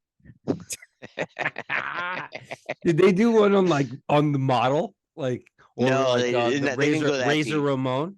Razor Ramon Warrior, Macho Man. You never talk about ridiculous character. Razor Ramon's character is a ridiculous character. What are you talking about? Yeah, it's pretty racist, Razor Ramon. Like, isn't his real name like Scott Hall? Yeah, he's like not Hispanic. I know from last week. Yo, but everybody loved him. He had that like he had a great move. Razor's Edge was a great Razor's Edge was fantastic. Oh yeah, list for great finishing moves. Yeah. Oh yeah, we still didn't do that one. And the sharpshooter was a great move just for Bret Hart, like a submission move as like as a finisher. You ever do that to my brother many times? Oh yeah. I don't think it actually hurts as bad as it looks in real life. No. And you can get out pretty easily. In a sleeper hold, you know, what is that? And then like, but I've done the Razor's Edge though to my brother, and that shit hurts. Yeah. So I would say we moved right into top 3 finishing moves. Yeah, we got Tombstone, Razor's Edge, Rings of Saturn, the Stunner. Ooh. I mean, People's Elbow, Perfect Plex, and whatever Jeff Hardy does. Whatever Jeff Hardy does. The Hurricane Rana? Yeah. Dude, I could do that. Hurricane Rana is crazy. Like 369 by Rey Mysterio. That one's pretty good. But I would say those are really good finishing moves. Like those are good lists. Rings of Saturn was just I always wondered like how he did it. Like it was almost impossible. It was Saturn. Oh God. I don't remember that. Right. Yeah. I don't remember that shit at all. Yeah, Rings of Saturn was always mysteriously because first of all, it was a WCW guy, and Sting was the only WCW guy I knew. That was it. No, Saturn was he was a pretty good wrestler. I think he was like part of like the Four Horsemen, like Benoit. Like but Saturn, he did this Ring of Saturn was a pretty damn great finishing move. But I think I'd have to say either the Perfect Plex or the whatchamacallit, Razor's Edge. I mean, Tombstone is just a difficult move to do. Yeah, it's basically a pile driver. It's basically a pile driver that would break someone's neck. Yeah. So there's people that are not allowed to do it. Oh yeah, dude, 100%. Someone like got their neck compressed like that. I can't remember who it was. Stone Cold, and that's why he had. Yeah. Yep. Because they didn't like lift him high enough. Oh, there's a Stone Cold documentary too. Watch that. to me, like speaking of Stone Cold, the stunner is the move for me, man. It's just like when that shit happens, like, and then some people's reaction to it is also great. Like in the second Rock match where he like Stone Cold's the Rock and he like flips over backwards like 8 times. I was it's just so about ridiculous. To say. But the like, Rock sell on it is like the Rock the Rock sell He's is like, a homage to Ric Flair. Yeah, because that's Ric Flair's it's so sell. absurd. Because Ric Flair's It's so cells are absurd. insane. Like when he's like, he just like bounces around. Yeah. So like the Rock's cell on the stunner is crazy. Like he like bounces straight up. Like, I'm like, how does he even do that? Exactly. It's amazing. Crazy. Agreed, bro. I'm between like the People's Elbow. Like the Tombstone Razor's Edge and the People's Elbow are like my favorite. Just I'm gonna because play devil's advocate here, Pico. Like the People's Elbow is cool, but like as a move, like outside of all the shit around it's it, an like elbow. It's just exactly. That's always bothered me about it. It's well, cool he's got the shit. rock bottom. The rock bottom's better. It's a good I feel like move. the rock bottom's better. But I'm gonna go out on a limb and just say Razor's Edge. I love the Razor's Edge. It's a great move, and no one's ever done anything quite like that. I respect that call. I respect that call. That's a tough move to do because you have to lift. There's not much help from your opponent. No, you lift them like on you're your lifting back. on them back and like throwing him. Like so it's a very hard move to do if you don't have the strength for it. So like I think a lot of other moves that are like, you know, that you get help from your opponent to do. Oh, so like Tombstone is definitely like you're holding this dude and you need to know that your knees are hitting first.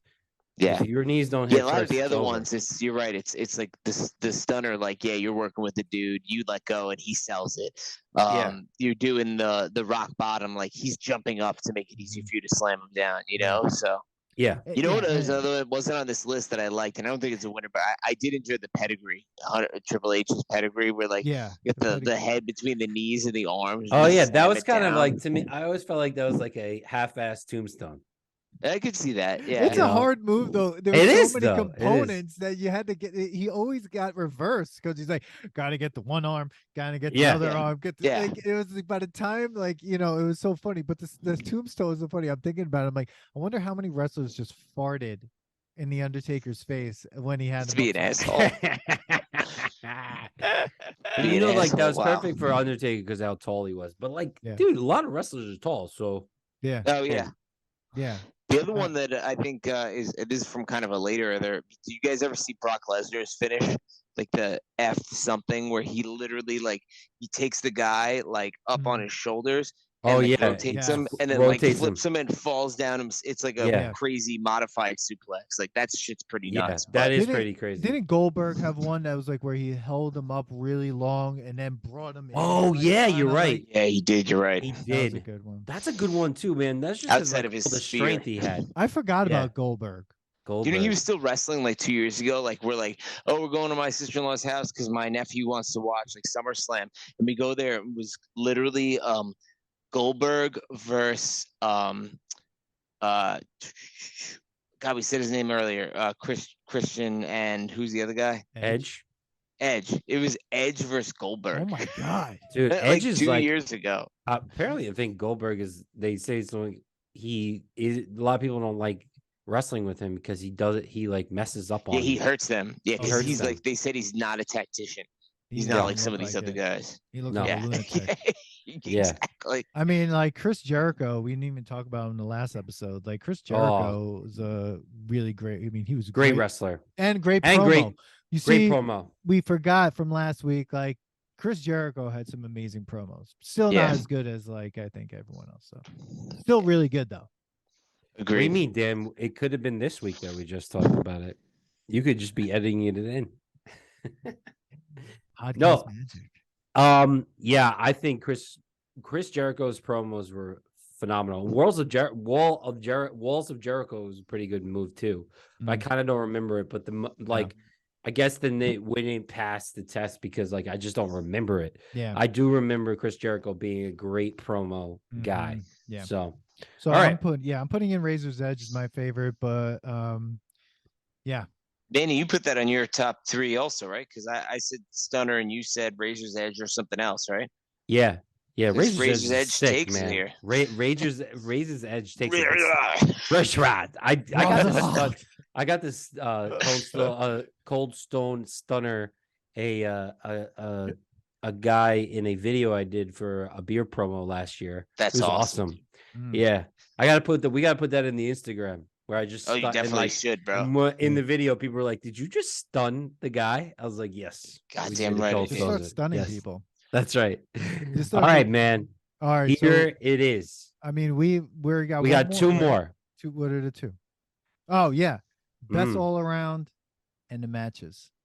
Do we want to save the all around to the end? I think we should. So I think let's hit up this list of matches. I mean, matches. There's a matches ton is of crazy. On this. And I mean, should we just go from the first one down? I think we should. Why don't we just go down the list, and if we've watched it, say if it passes the test for us. Okay.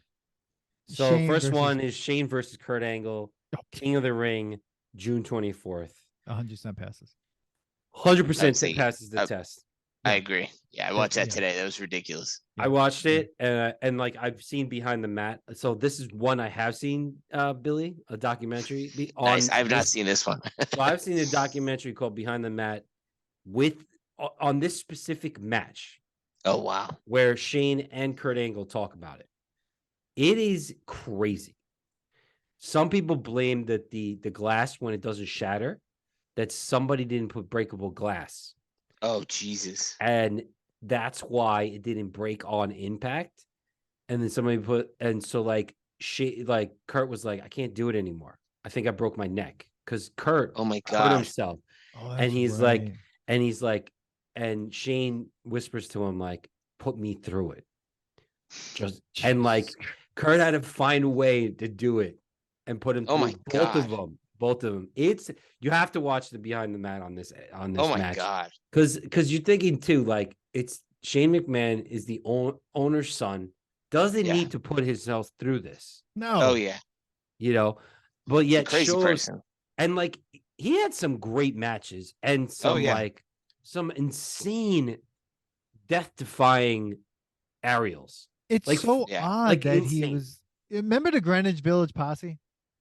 The Greenwich Village Posse. Of course, it was Shane McMahon. First of all, I remember going to an event and standing with a sign that said the Greenwich Village Posse, totally spelled Greenwich wrong. And was holding that sign with like John Randazzo, maybe. I don't know. Oh God, other guys. So random, Billy, probably and stuff. Yeah, that sounds right. Yeah. It was weird that he went from something so gimmicky to literally. Did you guys edit a video for Joe G's you can his bleep him out. His vice presidential campaign. Yes, we did.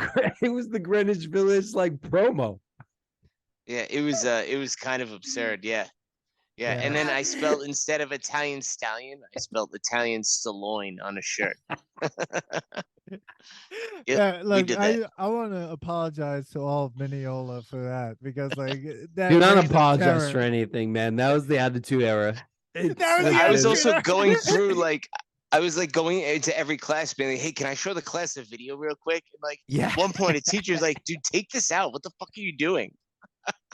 Yeah, that was fun. Yeah, that was a great promo. You want to talk about one of the best marketings of all time. And then when Joe actually had to be vice president. He did nothing. Exactly. Par for the course. All right. Oh, that was fun, though, man. That was a good tangent. One day we'll put Mineola High School to the test. Yeah. Oh, do not. All right. The next one. Mankind versus Undertaker, Hell in a Cell. Yes. 1000% passes. That bro, bro. I still remember where I was where I watched this match and who I was with. I was at Billy Leoncona's house, and my cousin from Canada, Richard, who does a great Stone Cold impression and a couple others. We used to wrestle all the time when I went to Canada. He came that day. We went crazy when that drop happened. That drop is insane, dude. How did he not die? And that's what a good question. Like, Billy, you were saying this, like, he's not a great wrestler. No. He's just a great, like, punching bag. Yeah. Yep. And then you had, like, he just started walking around and like Undertaker had to follow him. He's like, what is he doing? And the Undertaker had a broken foot apparently during that, and he's like, didn't know how he was gonna get up on the cell. Yeah, and when he did, he's like, and you start seeing the cell just break. I'm like, oh yeah, he got up on the cell with Shawn Michaels, and that shit I didn't know. happen when he did that Hell in the Cell. I know. It's crazy. It's crazy. It They was said it was nuts. They dude. said that the cell was not ready for that. They didn't know they were going to go on the. Yeah, I remember I saw on that's the top.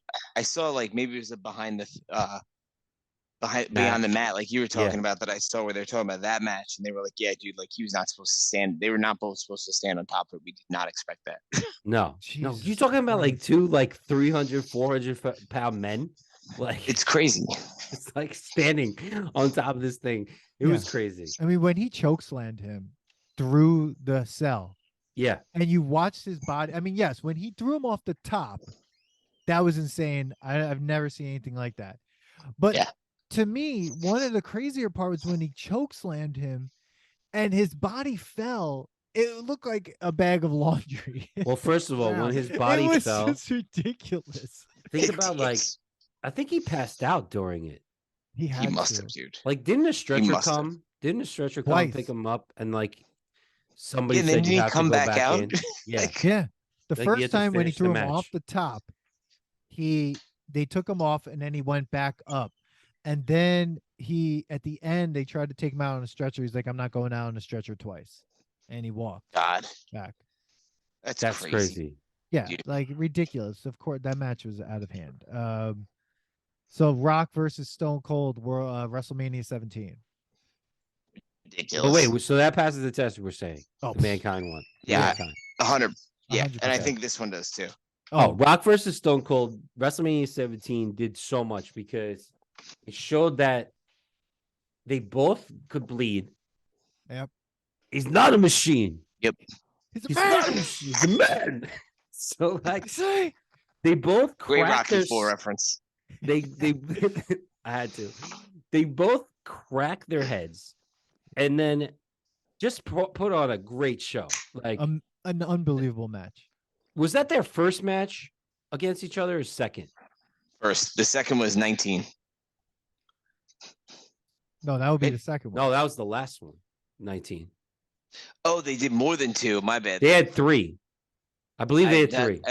I've not seen, unless 17 is the second one, I've only seen 17 and 19. I thought it was 3. I might be wrong. I might be talking out of school. I'm sure I'll be destroyed. But anyways, this was a fantastic match. Yeah. This is where Stone Cold tried to go heel, or McMahon tried to make him go heel, and I think it was just to kind of like someone had to take a break. Yeah. And the fact that McMahon came out in like pajamas and wrist guard, He got his ass kicked by his son before that. amazing. And the best, okay, you need to watch. Oh, this is not on the list, but the last one of Stone Cold and The Rock, when The Rock stuns him 3 times. It was great. Dude, Jerry Lawler talking about Hollywood water and Hollywood this and Hollywood that, making fun of The Rock about Hollywood is hilarious. It is. I watched that today too. It's so good, dude. It's so good. The match is great. The commentary's right there too. The commentary is phenomenal. JR and him were just talking. Like JR's trying to talk about how great Stone Cold is, and Jerry is just making fun of The Rock and like $1 Million Man, and you know. But they all. What's so great about both of these wrestlers too is that they do so many homages to like other wrestlers, like. The suplex happened. Yeah. Yep. And then like Stone Cold did like the $1 Million Dream. Yeah. And, did he? I didn't see that. That's crazy. And that goes back to the part when he used to be the ringmaster and he used to come along with $1 Million Man. Weird. Like it was, it's so weird. And then The Rock sharpshootered Stone Cold, which brings back to even Stone Cold. Yes, I do remember that match with Bret Hart. Yep. Where he didn't give up, he just passed out or something. Yeah. Well, was it? I can't remember. Was it in the first one or was it only in the second one where they basically do each other's moves to them? I think it's the first one. Because they definitely do in the second one. I couldn't remember if it happened in the first one too. The Rock stunned Stone Cold in WrestleMania 17, and Stone Cold rock bottomed him Yes. in the same match. Yeah. Yeah, it was they great. did it multiple times in the next one. Yeah, it was great. It's awesome. Yeah. Yeah. They were playing to the crowd. It was phenomenal. This definitely passes such a the great test. match. And that's a classic match. That to me is like what wrestling's all about. Like those 100%. First of all, the first 3 matches we just named are exactly why that era is the best era. Yes. Yep. And like at the end of this, I want to say which one we think is the best match of all time, but whatever. Tag team ladder match. Sick. Same WrestleMania, and this is why WrestleMania is Yeah, I know. Last time we talked about how great WrestleMania was. Yeah, and it was This is why. So you're talking about same WrestleMania. It was probably one of the best WrestleManias of all time, in my opinion. WrestleMania 17, Dudley Boys, Hardy Boys, and Edge and Christian. Like what? Jesus, you got 6 of the best, like arguably the best, 3 of the best like tag teams we saw in our generation. Absolutely. And they do the ladder match, and it is not just the Hardy Boys going crazy. All of them went nuts. All of them. All of them. Yep. Stone Cold. The Dudley Boys were amazing. Oh, I mean, and they're nuts. Because you're going, well, how's this going to be? You got the high flying Hardy Boys, and like Christian Edge definitely could do like acrobatic things, but dude, like the spear off the ladder. No, it was crazy, dude. It was crazy. Dude. I'm like, that's when you were like, this is real. This shit is real. Yeah. Like, whether or not it's real, like these people are getting fucked up. Like stop telling me, oh, like, okay, I get it. The stories aren't real, but these people are going at it. Like they're fighting, like fake fighting, but they're still like bodies are crushing into each other. Yeah. Oh yeah. Yep. Yeah. Muscles are like hurting each other. This is crazy. 100%, dude. It passes the nostalgia test. 100. It definitely does. So now we're getting into WrestleMania 8. Oh God. Hulk Hogan and Sid Justice, 1992. Now I put this on the list. The reason I know why you put this. It was a match that I remember from as a kid. It was maybe one of the first. Not one of the first WrestleManias I've seen, maybe, but maybe the one that I remember when I was a kid from, right? Okay. This match sucked. I rewatched it and it was just like Sid Justice, like, I don't know, like applying a pressure point to the top of Hulk Hogan's neck the whole time. And then they do the stupid grip hands crap, you know? Oh like, God, that was like the biggest thing in the golden era. Is like the strongman test. Come on. Playing Mercy. Yeah, and then it was like the classic Hulk Hogan thing is like when they slapped each other in the chests. And he, like shake his head. Yeah. He's like, yeah. And then he starts vibrating with the crowd and like stands up and he shakes. Yeah. In any world, every match, any world where Hulk Hogan could beat up this man, no way. Sid Justice was a freak of nature. Yeah, like Hulk Hogan was muscular and this guy was like twice as big. Yeah. Dude, Sid Justice though was like crazy looking. Yeah. And they call him Psycho Sid. And after that, he looked like Psycho Sid too. Yeah. And his music that match was weird is terrible at that point. It's a bad because, and then the Warrior comes in and saves him at the end. Like you have that whole stupid narrative. Because like, Papa Shango jumped him, like he came in. Yeah, out of nowhere. It was really dumb. Fuck? Yeah, I rewatched that today. It's not a good match. No, and it's like I don't care. I know people can be like, but that's the golden era, blah blah. It's just like we don't have to keep liking these things. We don't. Okay, and then they tried to bring that rivalry back. I don't know if you remember, but they made Sid Justice was the honorary guest referee during the Iraq match we were talking about last episode with Hulk Hogan and Warrior versus Mustafa. Slaughter and the other guy, Justice was the honorary referee in that match because they kept trying to bring that shit back, and it's just I watched it and I was like, I'm sure I loved it when I was fucking 6, you know. And I was like, this ain't flying anymore. That does not pass the test. I don't even think he's not nostalgic anymore. No, I agree. I was like, this is kind of boring. Yeah, dude, the golden era ones are kind of boring. You have to fish really hard to find like a really good like match like you're like, oh shit, like there was definitely like great moments like Andre the Giant being slammed by Hulk Hogan, but like whatever, but that took an hour to get to possibly. Yeah, that's what I'm saying. But like there was a lot of pressure points and there was a lot of actual like just like we don't know what to do. This is why this era this era is bad. There's this one article where they put like this is like number out of 7. I think it was like number 5, like 5 worst. Like they put it's the golden era anything that seems good is just because it's nostalgic. That's all it is. And that's it. It's hilarious. It's yeah, exactly. A lot of it straight up sucks, but anything that you like have good memories about is just nostalgic. Because when you watch it, like I loved Hulk Hogan growing up, man. I watched a bunch of Hulk Hogan matches this week in prep for this. They are all boring as shit. Like they're not good. And that's the thing that you have to like try to remember is like, why did people like him? That was because he wasn't a good wrestler. He was just a good. He had a good image, you know. Yeah, good the best, image. Yeah. I am a real American. He's the wholesome all-American dude. I mean, the best actual wrestling match that he's in is in fucking Rocky 3 when he fights Rocky as Thunderlips. Or in No Holds Barred. Yeah. No Holds Barred when he fights what was he it? fights Virgil, right? Virgil. No, Debo. I knew it was a wrestler. Oh shit! So wow, Manny. Cut that out. That sounds terrible. That makes me look really bad. Billy, what was funny is I was about to say that, and I was like, I can't say that because I don't think it's true, and I don't want to say it. Is Debo. Damn it. So bad. I love it. The guy from Friday, right? The dude from Friday. Yeah. So Hulk Hogan versus Hulk Hogan not versus even Justice. Not even nostalgic. Take it off the list. Now this next match though. Bret Hart versus Roddy Piper. WrestleMania 8 Intercontinental Championship match. Now, can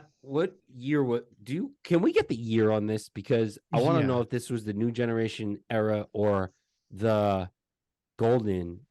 I'm going to guess. If I had to guess, I'm guessing this is like 89, but it could be off. This is still kind of golden. So Bret Hart is still in the Golden era. WrestleMania 8 was 1992. Okay, so someone would say that this is the beginning of the New Generation. It was the same WrestleMania that the last match was in. Okay. All right. So I didn't get to watch this. Dan, did you watch it? Yes. I watched it too. What do you guys think? Because you're talking about a technician versus like Roddy Piper. But Roddy Piper is fun to watch because he's a lunatic.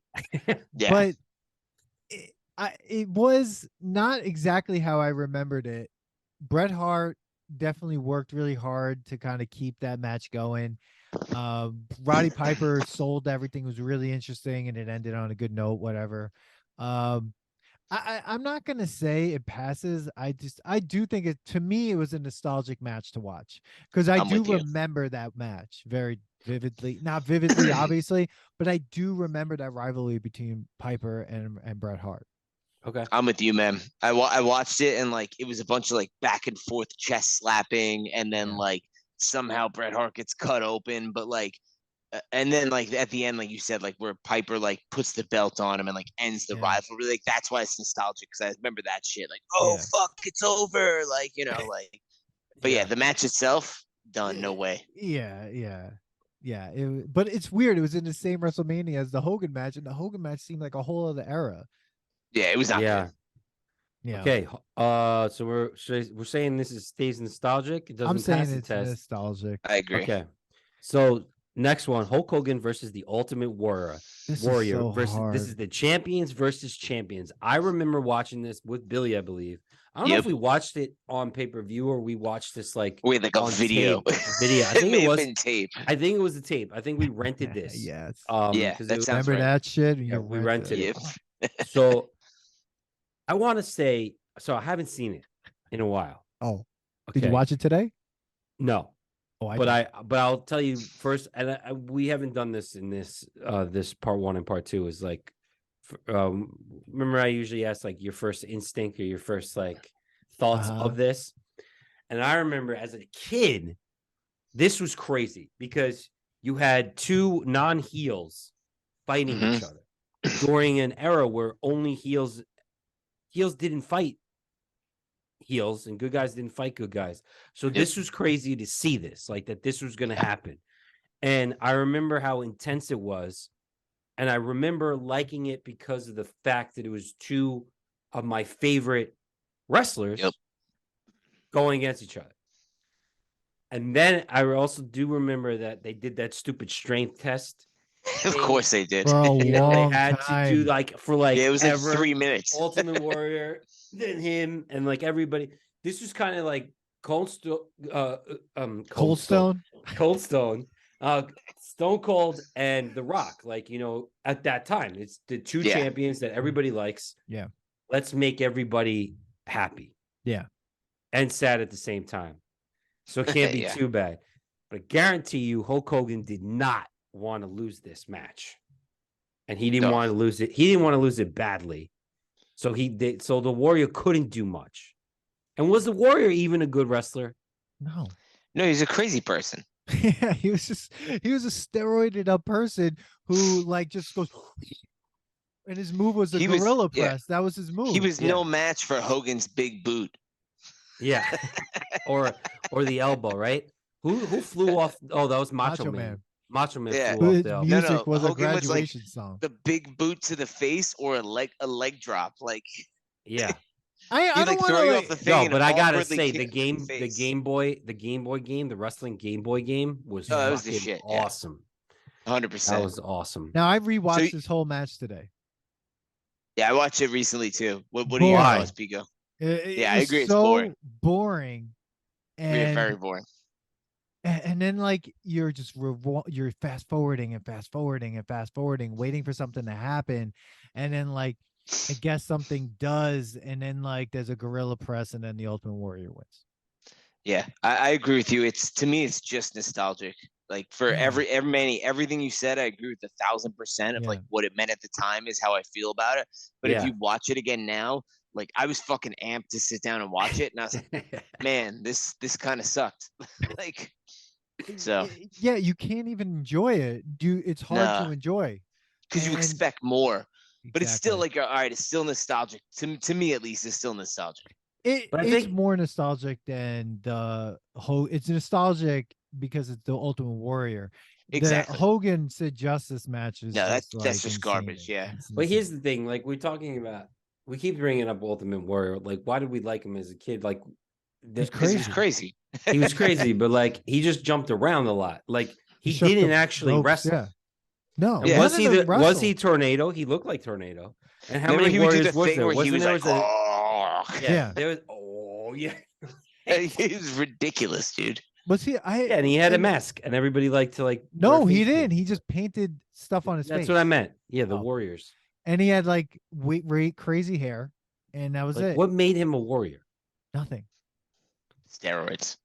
Macho Man's entrance music was terrible. Oh, with Pomp and Circumstance?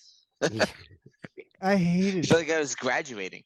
I hated his music. It didn't match him. Everyone was wearing neon, but Hogan was wearing yellow. Just straight up Bumblebee yellow.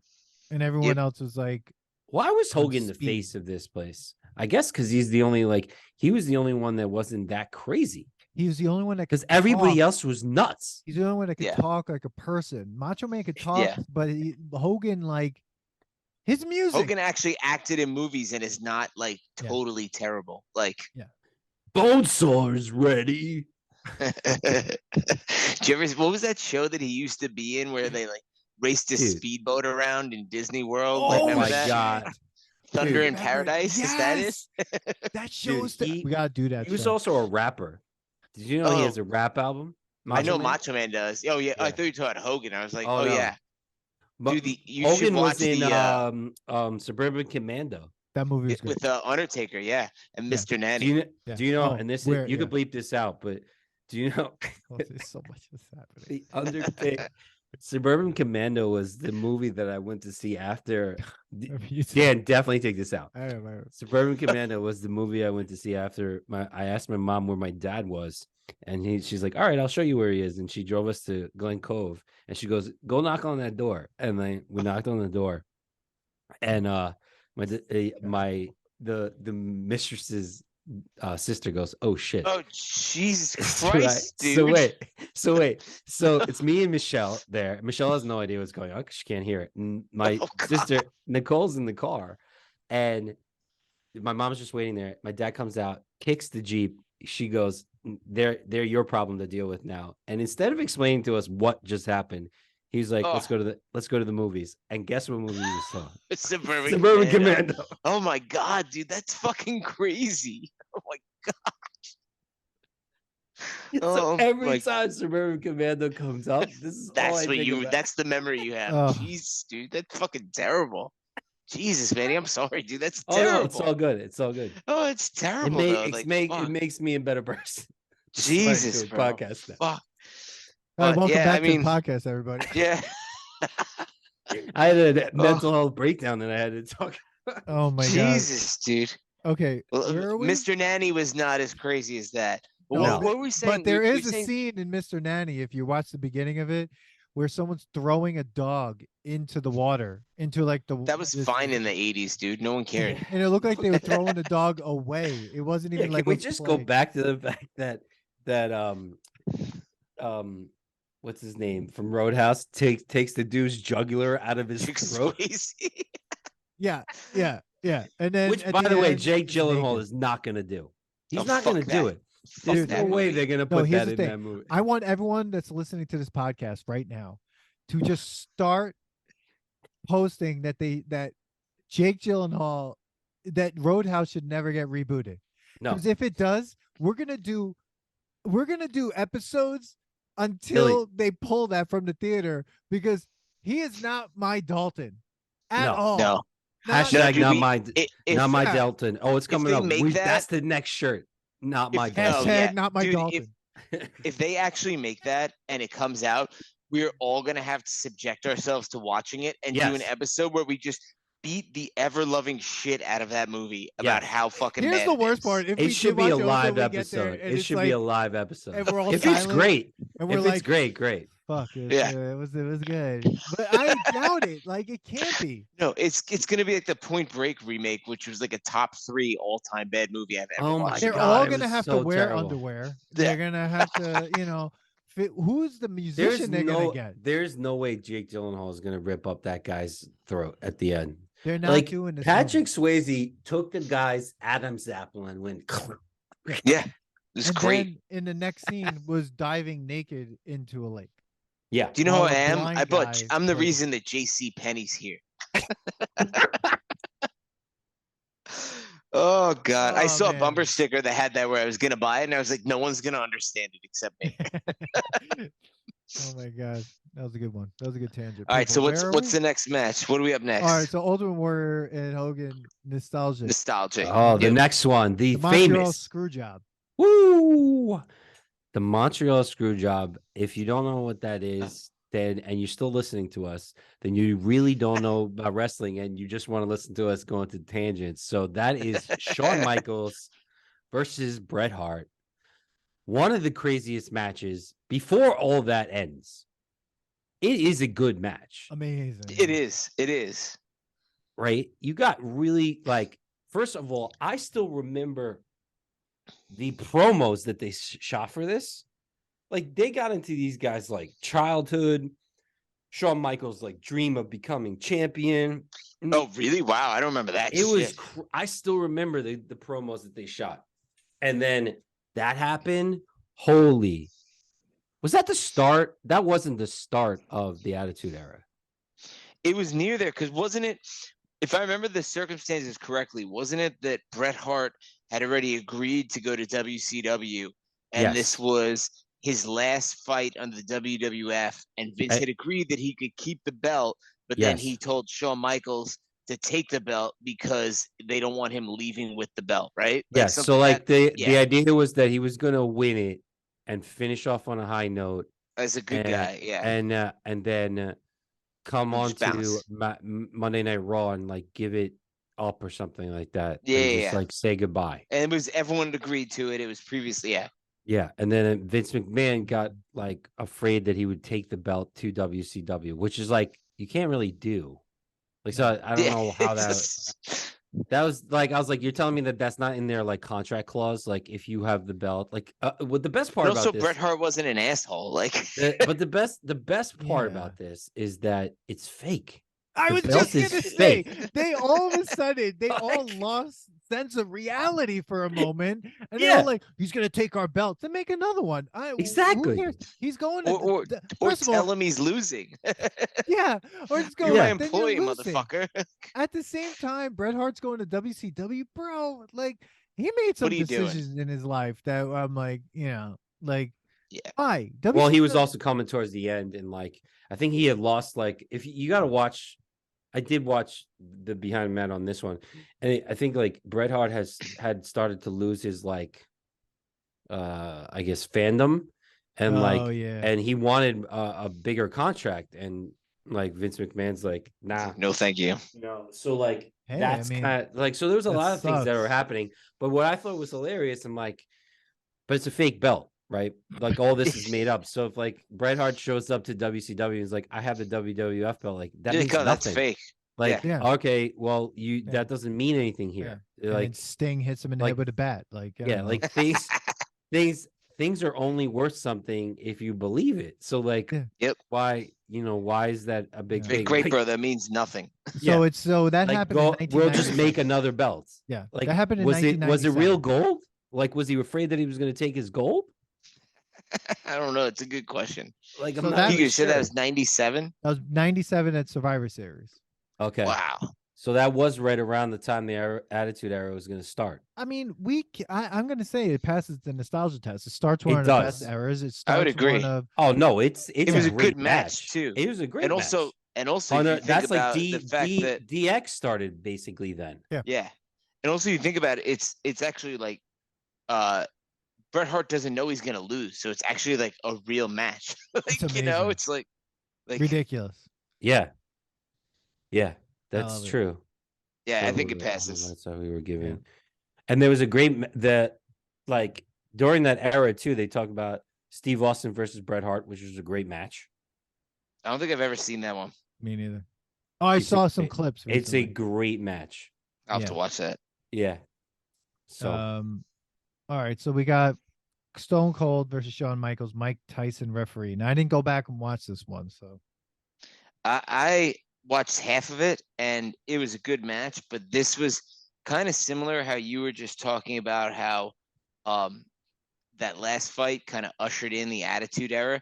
This was kind of like Shawn Michaels like passing to the new guys, the torch to the new guys. Because like DX had started already, I think. And Shawn Michaels like knew he had a knee injury, was going to need to go out for 6 months. So that's why they made the storyline where like I think he lost to Stone Cold in some questionable thing, but Mike Tyson was the ref.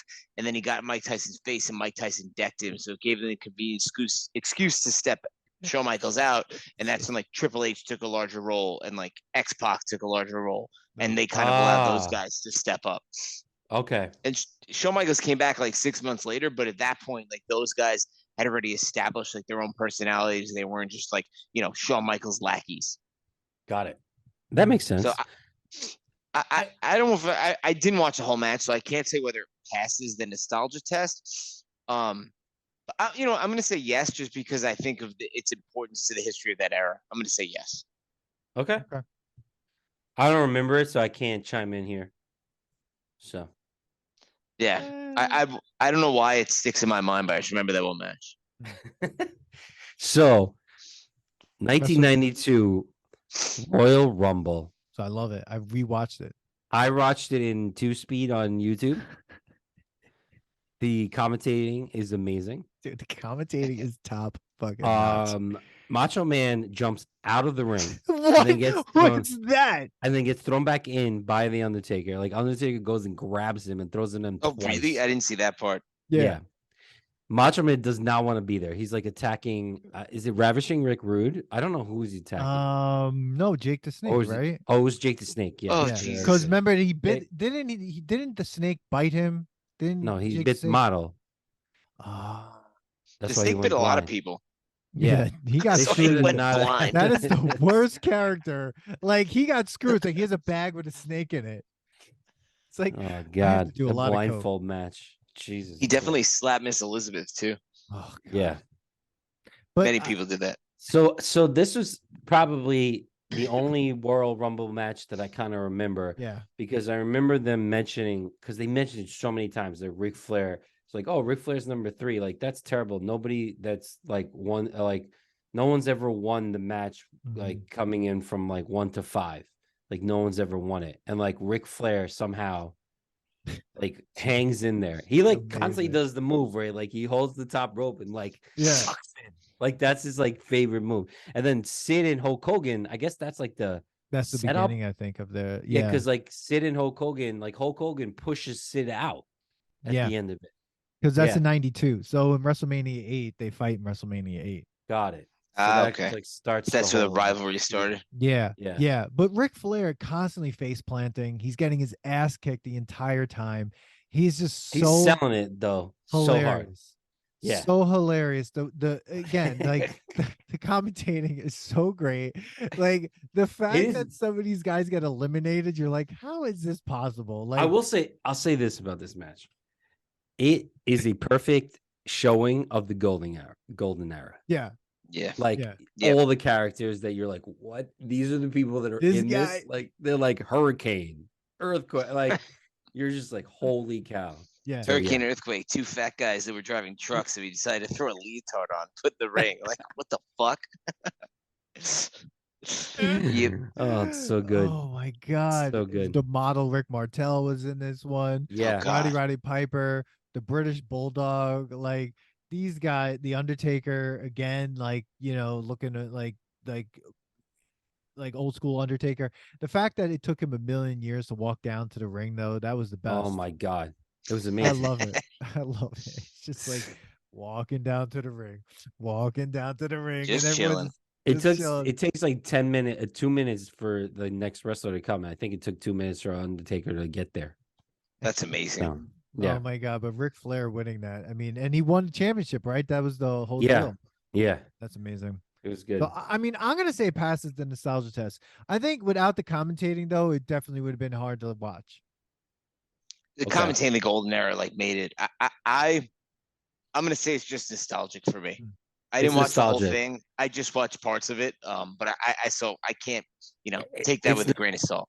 It's nostalgic. I can't say that it passes because, I mean, Royal Rumble matches don't really they don't stick to my brain at all. Like there hasn't been one that I'm just like, oh my god, the craziest things. Like that was just a ridiculous showing. I just saw it almost like lesser Royal Rumble and Ric Flair versus the whole federation. Got it. Okay. That's fair. I like it. All right. So last one on the list.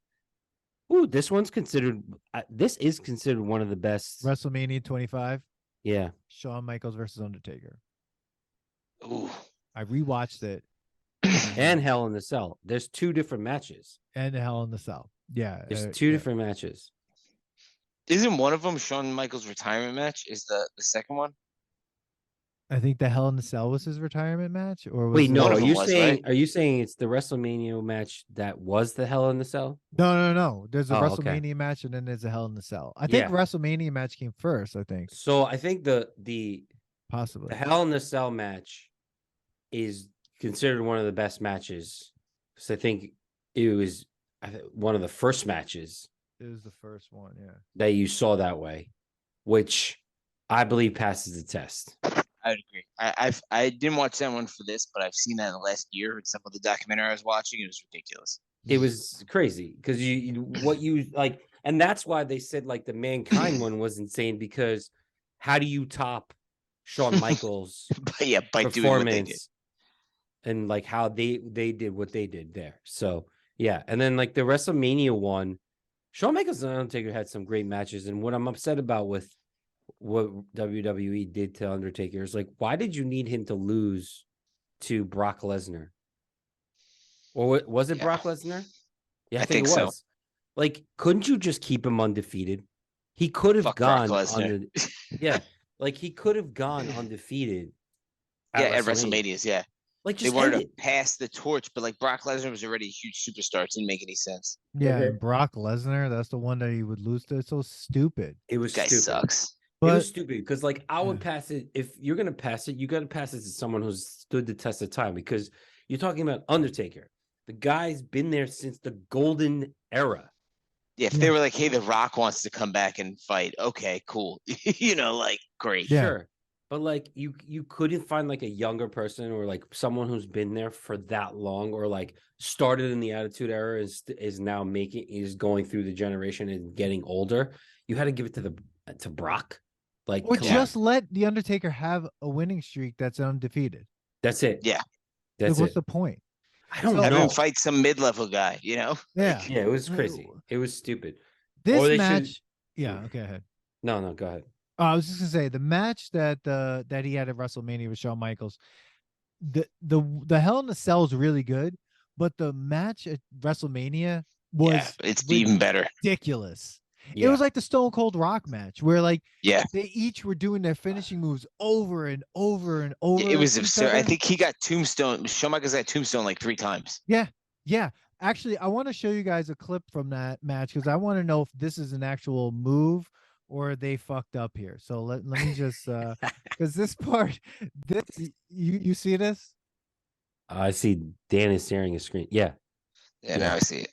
Oh, you can see it. Okay, here we go. Ready? Here we go. He's in right now. Michaels unsteady there. Oh my God. Did he just toss him? Wait, taste that again.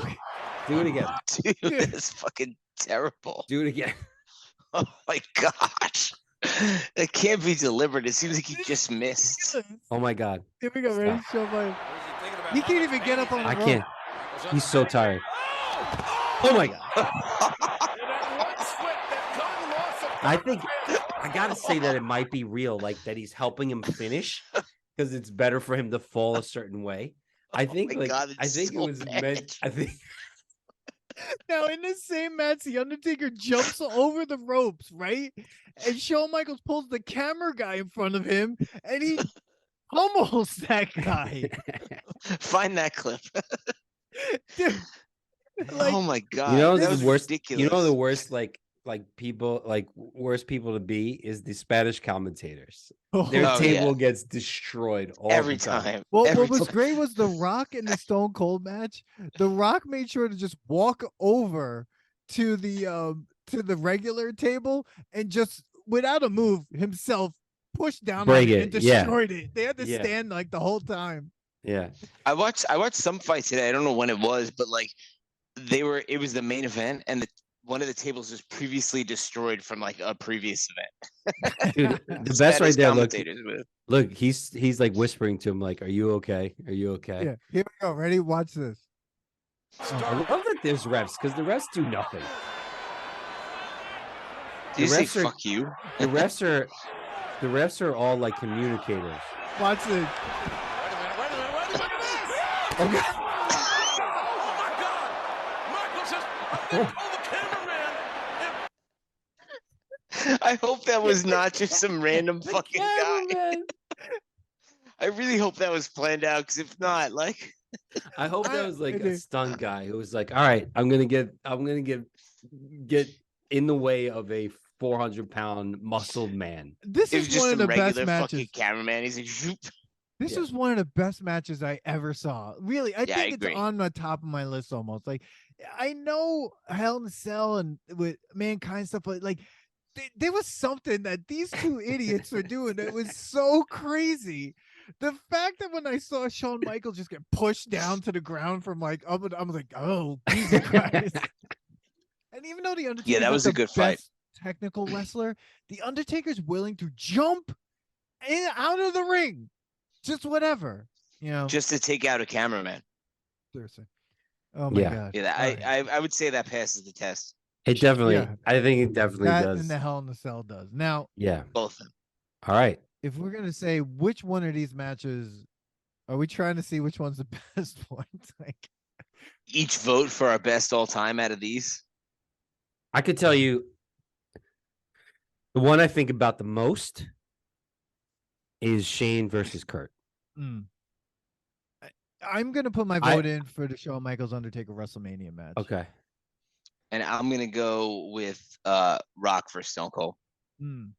Yeah, I mean, I will say after watching it again, it is a really great match. But if I want to be honest, if I'm thinking about wrestling and I think about a match that I'm always thinking about, it's that match, which is crazy because I don't necessarily think Kurt Angle's the greatest, but it was just such a great match. Yeah.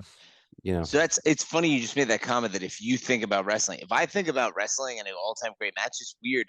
My mind does not go to what I just voted for, The Rock, Stone Cold. It goes to one of the nostalgic fights, even though I know now in retrospect, it's Like if you think like, oh, what's an alternate, right? You're like, oh, Hulk Hogan versus Ultimate Warrior, but then you watch it, you know it sucks. But I don't know why it's just still my brain is still like, if someone asks like right away, like my brain goes there without like thinking about it.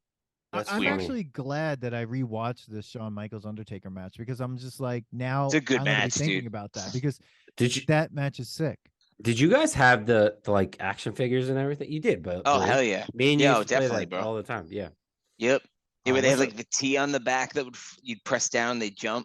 Yeah, it was good time. The ring, dude.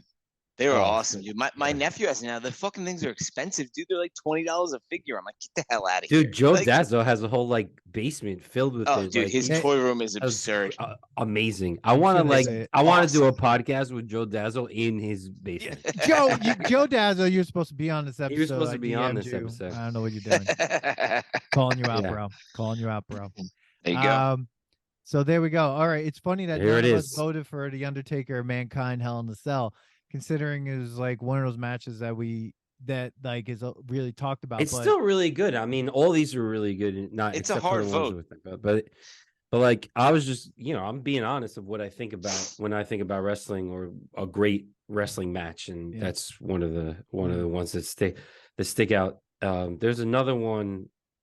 It was a Stone Cold match with The Rock, but I don't know which one. But that did stand out for me, but it wasn't like that much. So all right, so we finally got to the last one. Man, all around best wrestler. Fuck, I mean, like all around. You're talking promo, agility, technician. Favorite wrestler to watch. Yeah, so we have entrance. On the list we have right now, and we can add more if you want, whatever. If there's someone on here, add who you want. Shawn Michaels, Bret Hart, The Rock, Macho Man, Hogan, Jeff Hardy's down there. I mean, we'll put. I want to put Stone Cold. No, who put there. Hogan in there? Did I? Maybe I did. I don't even. I know. may put that in there. Okay. I don't know. I feel like more because he's got to be in the conversation, like just on accomplishments. Yeah. Okay, because you're talking about the top wrestlers of all time. Yeah. So Shawn Michaels, I Bret don't Hart, think he The is, Rock, but Macho Man, Hogan, Jeff Hardy. Now we could put Stone Cold in there. I don't mind because Stone Cold. Like, I definitely think Stone Cold should be in there. Mm-hmm. Now look, I'm putting my vote in right away for Shawn Michaels because Shawn Michaels did the first ladder match ever, Razor Ramon. He did the first Hell in the Cell, right? I mean, that's true. He was. That's true. Yes, he screwed Bret Hart. They were young. What are you gonna do? But he also did the thing that Stone Cold went on to do, which was he wasn't a heel. He was a heel, but he's also but he's this guy that everyone just liked no matter what because he put on the show. That's funny you say that because he was basically a heel all the time, but you liked him. Exactly, because he was fucking hilarious. And he was a great wrestler. Yeah. Yeah. So like and he did pretty good job at talking, although I would say The Rock, I mean, we already talked about best promo guy. Macho Man wasn't he was more of a high-flying wrestler in the golden age. I would say Macho Man was probably a better wrestler than Hulk Hogan. Oh, 100%. I would agree with that. Just like constantly it's like entertaining in the ring. Yeah, he's a better athlete, I mean, he would go to the top of the ring and like that elbow, right? He was like the elbow guy. Yeah. So like a guy fucking jumped off the rope just to get to Jake the Snake. Yeah. At the Royal Rumble. Hogan, I guess you could say because of his accomplishments, what he did for wrestling, but like I guess he was just the face of the W. Yeah. I feel like he's for or worse, I feel like he's the face of the classic era. Like, Yeah. Yeah. There may be people that we liked more, but for to the external public, Hulk Hogan is the face of the classic era.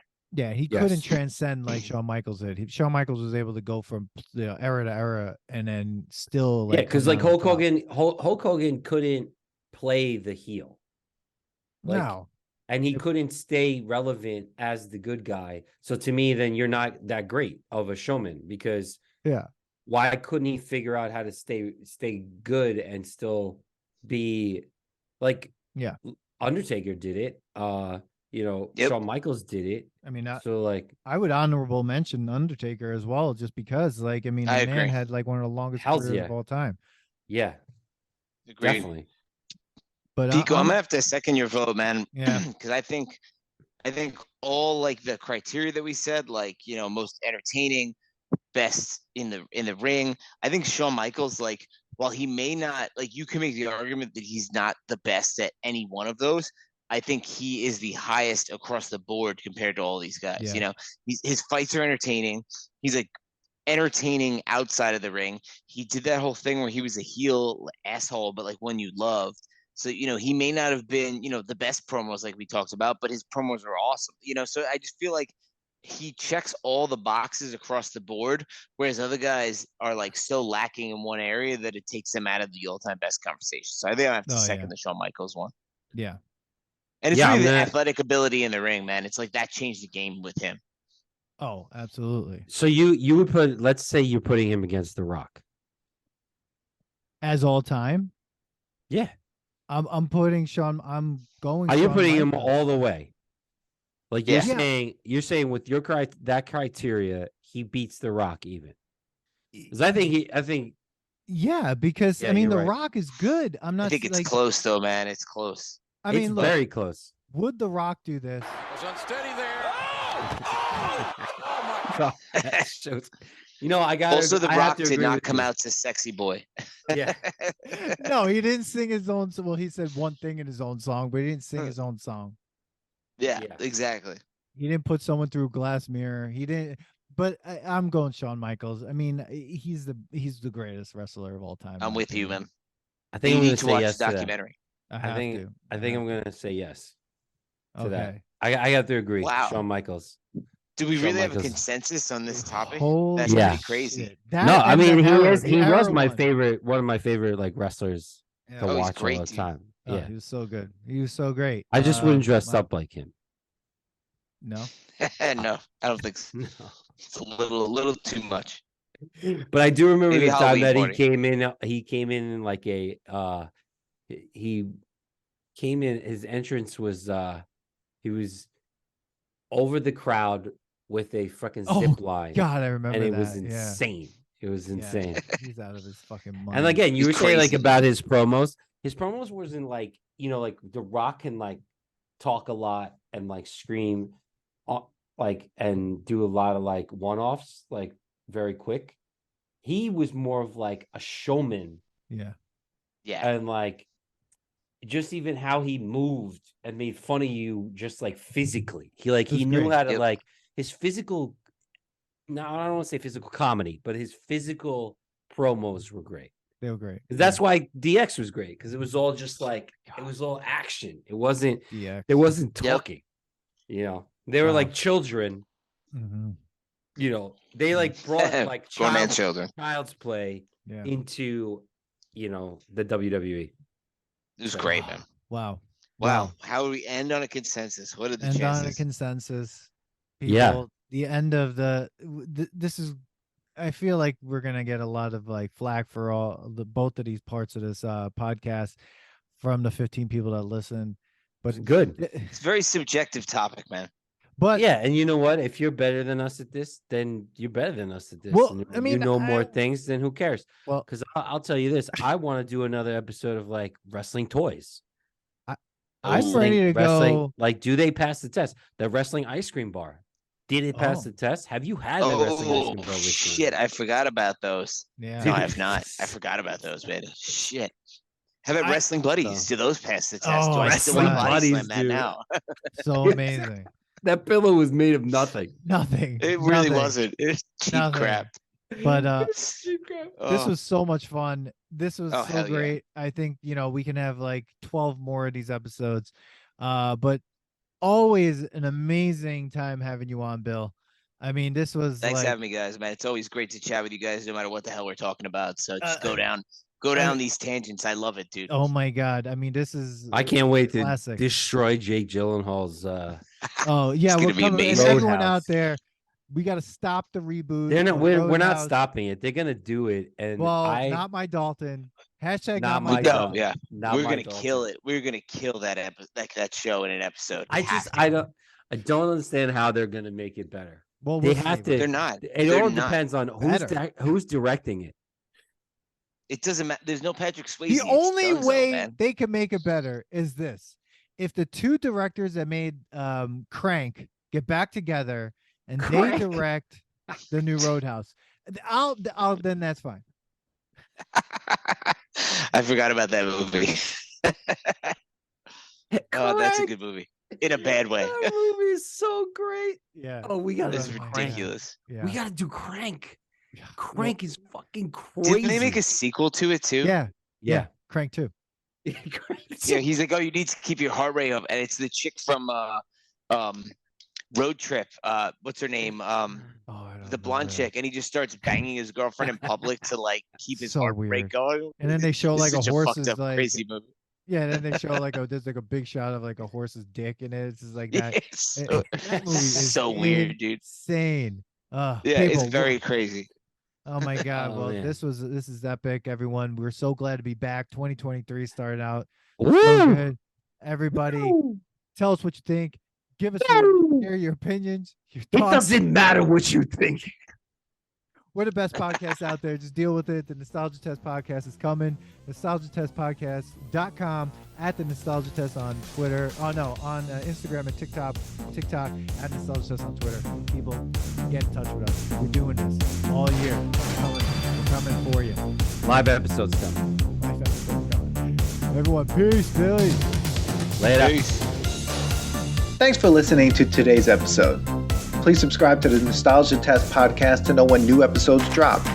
Don't forget to leave us 5 stars and a positive review so more people can find the podcast. Share your thoughts and memories on today's topic on our Twitter at Nostalgia Test and on Instagram at the Nostalgia Test. Tune in next time because you never know what pop culture will pop up on the Nostalgia Test.